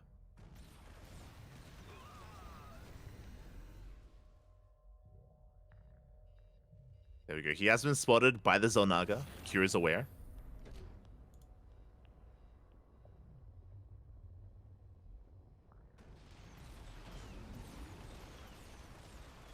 Ooh, it looks like the stream was reset. Uh-oh. There we go. We drop into the main base to pick off a couple of units before pulling back. And Maru, he wants to break free. He's now soon to be taking his third base. So is Cure. Third bases are pretty similar to each other when it comes to their timing. But no major move outs here from Maru. Not yet.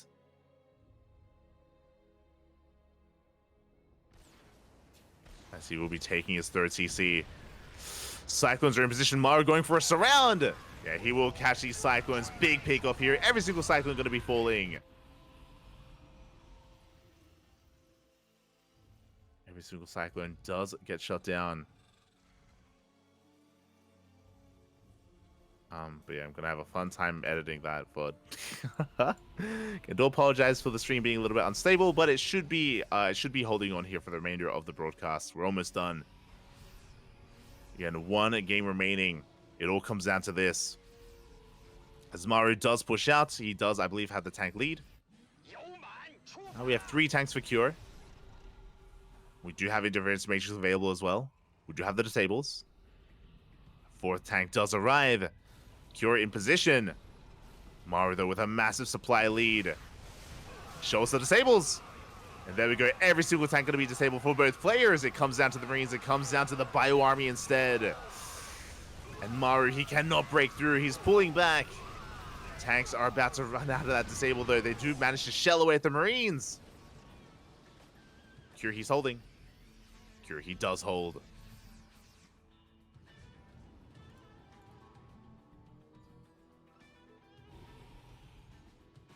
Maru, he's gonna have to back off, regroup, rebuild. I think these player cam shots are necessary. So do see Maru going for a double jump here towards that natural. +2 is not quite started up here for Cure. Cure's gonna be pushing on the left-hand side at the same time. Double jump into the natural. Cure not in position. Cure not where he needs to be. We do manage to siege up in the natural base. SCVs are going to be going down. We go straight for the E-base. +2 was already delayed, and we're going to be able to deny both 2-2 upgrades. At least one of them, I should say. At least +2 armor is going to be delayed. Is going to be denied. Double jump into the main base, shutting down some SCVs. 13 workers do go down. Cure, he's in some trouble. Pulling the boys. Even more workers going to be falling. Losses he cannot afford. At the same time, though, Cure getting ready for a backstab. He does have a good amount of Marines here getting ready to dive in. Finds a tank. Tank is going to go down. Maru out of position. He's racing back home. It looks like we will get some worker damage. But is this enough? Medevac falls. I'm loving the disable. Full medevac goes down. Oh my god, Maru. He shuts down the aggression. He shuts down the drop. We'll chase down the final medevac as well. And Cure, he had so much potential with that. He needed to deal some counter damage, but now he's in a lot of trouble. He's hurting. Cure is down 20 SCVs. Down an upgrade. Down an eBay. And Maru, he's going for the kill move. He's going for the final push.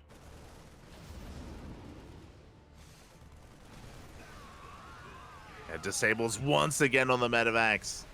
which means no boost. There is no boost available. The medevac goes down as well. Raven does fall. Kira catching a couple of tanks, and he's got so many tanks here on top of the ramp. Oh my god. Kira with almost a purely tank army. But Maru, he does bypass the tanks. He gets on top of the third base. SCVs are going to be going down, and the economy is crippled. The economy is in shambles here for Cure. 19 SCVs go down. The tanks are trying to keep up. That's going to be a kill on the third base, a kill on the orbital. And even if Maru can't touch the tanks, he doesn't need to. He can touch everything else. Takes down the third. Going to be rotating over towards the fourth. The tank count getting back up and running. Again, Cure, he has a solid tank line, but he's just not where he needs to be. He's out of position too many times. Maru, he does siege up. Yeah, will take down a tank.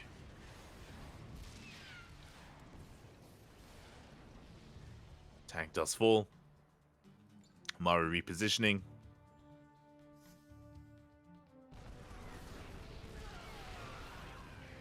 Is going to be repositioning here on the low ground. Liberator pushing on forward. Yeah, Maru, he's just working his way. He's just forcing his way up the ramp towards the fourth. There is a planetary, bear that in mind, and we do have a pretty big defensive line here for Cure. But the liberation zones, the freedom is here. A tank goes down, a second tank as well. And that does open things up for Maru. He sims on forward. And now Curie's down to 2 bases remaining. Curie has a large army. He's going for the tanks. He gets both. Both tanks go down. Curie, he can take a fight. Curie, he's basically all in at this point. There's no turning back from here. It's all or nothing for Cure.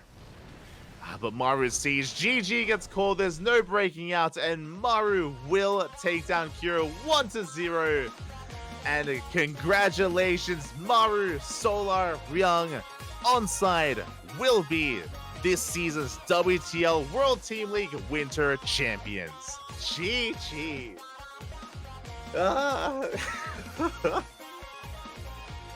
GG, well played. It went down to the wire. It went down to the super ace match. It all came down to this final game. And it could have gone either way, but ONSYDE are back-to-back WTL champions. For 2023, WTL Summer and Winter belong to ONSYDE. GG, well played. Congratulations, congratulations. And I love that it wasn't just ONSYDE. It wasn't just Maru and Solar, but Ryung was a pretty crucial part of this. Let's be real here. If it wasn't for Ryung, it's very likely that Clem all kills. It's very likely that that no one beats Clem. Clem, he 2-0'd Maru earlier. Clem is favored against Solar. Clem was looking unstoppable. He was looking unbeatable until Ryung showed up. Ryung, the Tunitaran, he was probably the MVP of this series. He was the only answer that ONSYDE had for Clem, unironically. Like, he was the only answer. And he pulled it off. He beat Clem not once, but twice. Beat him twice in the end.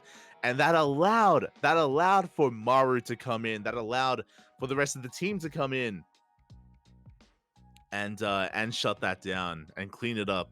GG, well played. Congratulations to ONSYDE and the entire team for coming together here and for bringing it all home. Bringing it home for WTL Winter. GG, well played. Oh my god. I would give the MVP to Ryung. I agree. When it comes to ONSYDE and the MVP of ONSYDE, 100%, it was Ryung tonight. It was Ryung. Without Ryung, they lose. Unironically, without Ryung, they straight up do not make it. So, congratulations. That I would say that Ryung's the MVP for ONSYDE in this series, but for the entirety of the playoffs, Clem popped off, and he had the run of a lifetime. Team Liquid as well. It was wild. They had to start from the beginning. From the first round of the playoffs, they worked their way through every single team. And even here against ONSYDE, they made ONSYDE sweat. It went all the way to the final game. Really powerful performance by Team Liquid, by Cure, by Elazer, and by Clem. GG. GG, well played. Really impressive run, really impressive performance by Team Liquid, and they may not be the champions, but they did more than what was expected. Honestly, when people looked at the teams here, people looked at ONSYDE, they looked at Basilisk, and they looked at DragonKy Gaming. They looked at the top 3 teams like, yeah, these are going to be like the champions. It'll be one of these 3 teams. It has to be. And ONSYDE came out of left field. Sorry, Team Liquid came out of left field, and they had an amazing run here tonight. And again, they may not be the champions, but I don't want to take away from their accomplishments because they achieved so much here in the playoffs of WTL. Really impressive stuff. Really beautiful play from all of Team Liquid. GG. GG, well played. This was a beautiful series, a beautiful tournament, a beautiful playoffs. It was great. Let's go. Let us go. MVP, Clem beat. Yeah, that's what I mean. That's why I just said that Clem is the MVP of the playoffs. He is the real most valuable player here of the playoffs. And if there is an MVP reward or award for the playoffs, it should go to Clem when it comes to, of course, his overall playoff run. But when it comes to ONSYDE and who they should, of course, give a lot of props to, hey, Ryung popping off here when they needed him most. It was beautiful. GG, well played.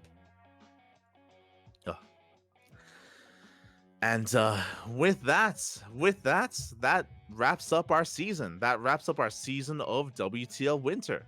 Does wrap it up here. It was a long season, and it's been running for months at this point. Of course, the VODs are available on Twitch and YouTube. Unfortunately, it looks like the YouTube stream went down. Unfortunately, so it looks like the VODs will only be available on Twitch for this run of WTL. I'll do my best, of course, to eventually upload it all to YouTube. It'll take some time though. It'll take a couple of months for everything to be on YouTube. I believe on YouTube we are still uploading round 1 of the round robin stage, so you can experience it all from the beginning on YouTube. It's gonna be beautiful. Gonna be amazing. Outside of that, though, we should have some interviews. I believe interviews will be held. I don't know if we're going to be interviewing Ryung or Crank or Maru or Solar or like a group interview. We'll see, but there should be like a champions interview in a couple of moments. I believe they're just setting up the graphics and they're setting up the call for that. So stay tuned for the eventual interview and, of course, the ceremony for all of the awards. That is going to be coming up next.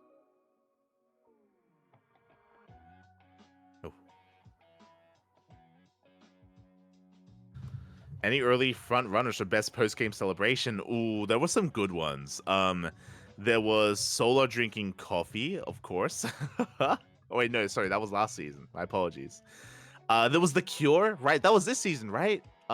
Kuro, that was Cyan when he beat Cure and when he took the Cure.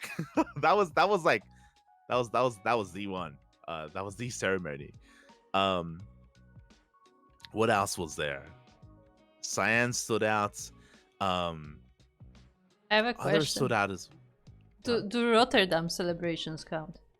There was the Roddy and Crank celebration. I mean, personally, I loved the Crank celebration. That was a good one. That was I liked it. It was very cheeky.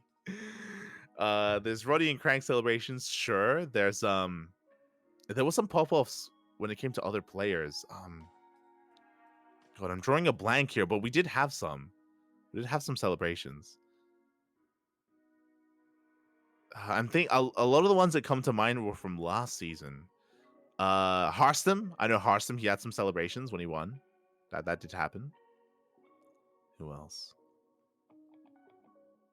Who else here? Can't quite recall. But regardless, again, all of that is going to be coming together here when it comes to the awards. Again, a big shout out to WTL. If you want some more WTL action, in a way, we're not done because Masters Coliseum is starting up this month. We have a full month of Masters Coliseum, and it is going to be starting next week. Next week will be the first rounds of Masters Coliseum on the 14th of January. So just under a week from now. Oh, sorry, the 13th of January. So less than a week from now is going to be the beginning of Masters Coliseum, where the best of the best duke it out. The best of the best from WTL it's going to be an individual league, but basically the way it works is that the best performing players from World Team League and from Kung Fu Cup are invited to Masters Coliseum. And there were also qualifiers. If you missed out on them, they were really good. We casted all the regional qualifiers for Masters Coliseum, and we were able to round out the final players. So that's going to be on the 13th. That'll also be hosted and held by the organizers of WTL, and we'll be there to cast it. We'll be there to cast as much of it as we can. Oh. Much of it as we can. Ryung, the Clem Slayer, unironically. True. A bit sad not having the full Clem story when he took TL so far. I mean, it's not the end that we wanted, but it was a good end nonetheless. Like, sure, they may not have won, but second place and having a deeper run than Team Liquid have ever gone for in the past, really good stuff. Really impressive performance there overall. Really solid run. But with that, thank you so much for watching, everyone. Thanks so much for the support. We really do appreciate it. Our next broadcast is going to be tomorrow. I believe ESL Cup Asia. ESL Cup Asia is going to be tomorrow. Interviews are being set up. Enjoy the interview. We'll see you guys next time. 蝉联了2届冠军，是一个连冠。那相信现在屏幕前的观众朋友们也和我们一样，非常期待他们来接受我们的赛后采访。来，我们来跟他们连线一下。안녕하세요，恭喜获得了本次的一个冠军，并且获得了一个连冠。那我们有非常多的观众都想先来采访一下我们的Ryung选手，因为你今天的发挥可以说是非常好，把对方的大将 Clem 给换掉了2次。我们想问一下，你真的是你们队伍留着打 Clem 的一个秘密武器吗？ So, big congratulations on your 2-time championship of WTL. So first, let's do the interview with Ryung, as you did an excellent job taking down Clem. Are you the secret weapon against Clem? 혹시 김동원 선수가 온사이드 게이밍에서 숨겨진 그런 카드 같은 존재인가요? 진정한 에이스 같은 그런 건가요?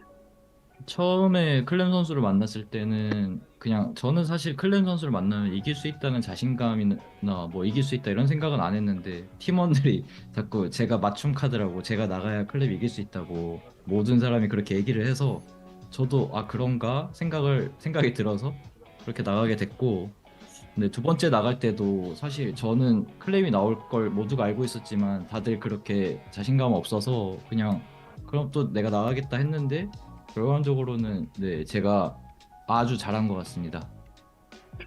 首先第一次出战的时候，其实没有信心去能打败 Clem。 Yeah, during the first time, I'm not that confident actually. So, but my teammate persuaded me that I am the secret weapon just for Clem. So the second time,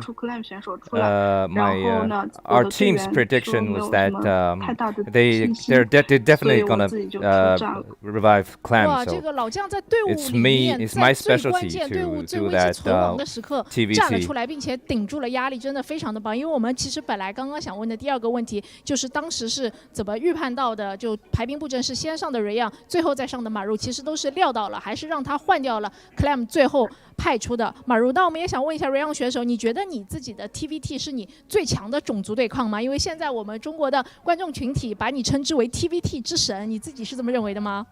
Yeah, actually that leads to our second question. We're gonna ask that do you think your specialty is TVT? Because all the audience here in China, they consider you as TVT god.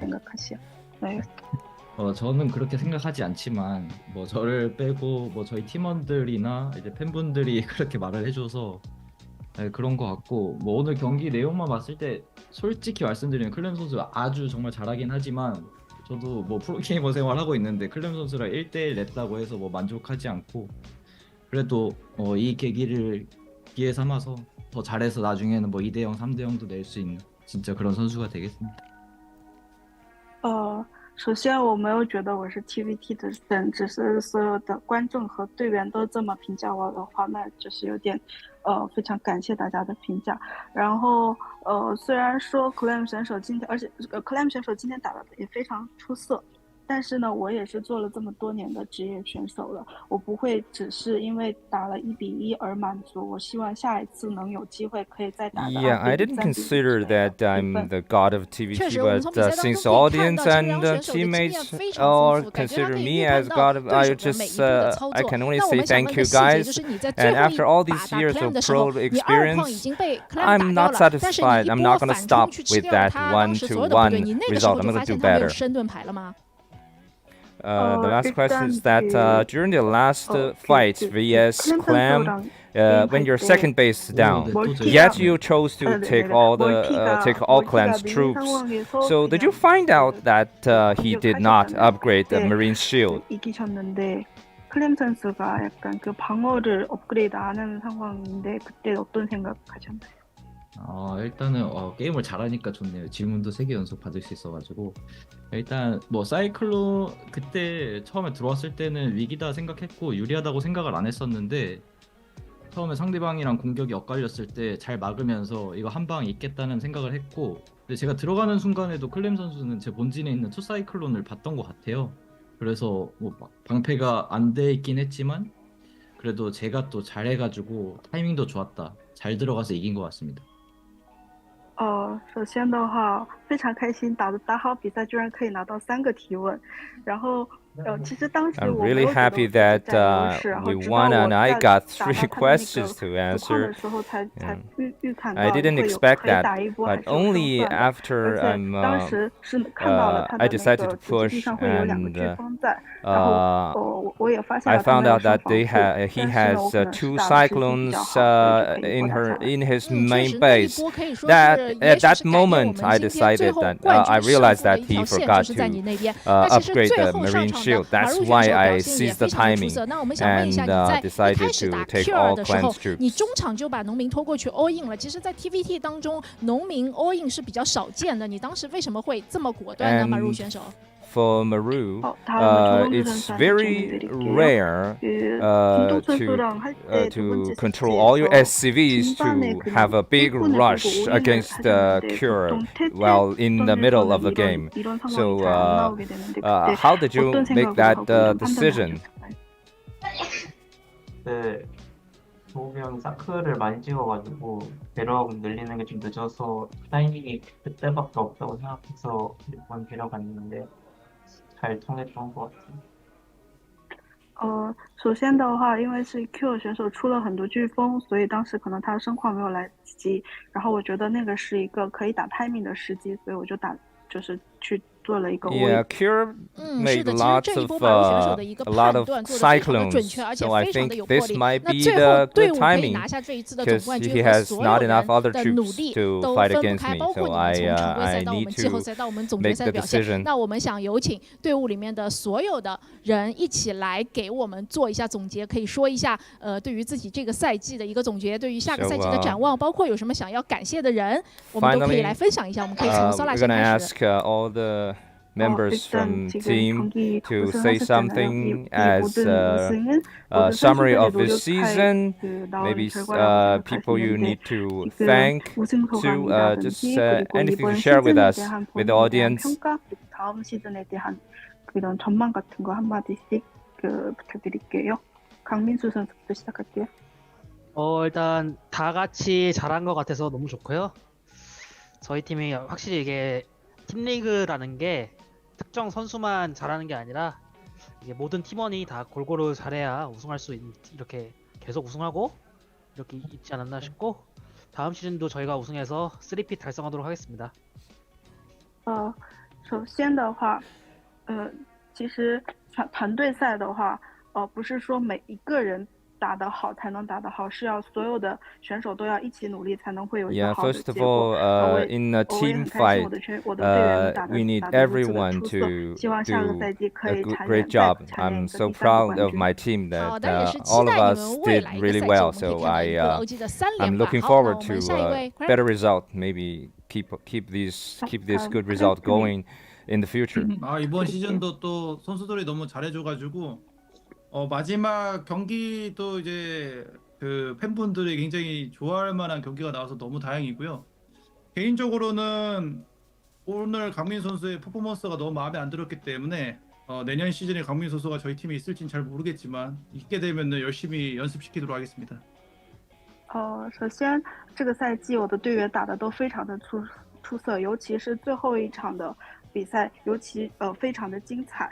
然后，但是这个赛季的话，今天怎么说呢？就是 Sola 选手的表现不是很好，不知道下个赛季他会不会在我们战队。如果他到时候还在我们战队的话，我会让他多努力去练习比赛的。First of all, I think my team is great. Everyone is doing well, and last game was splendid.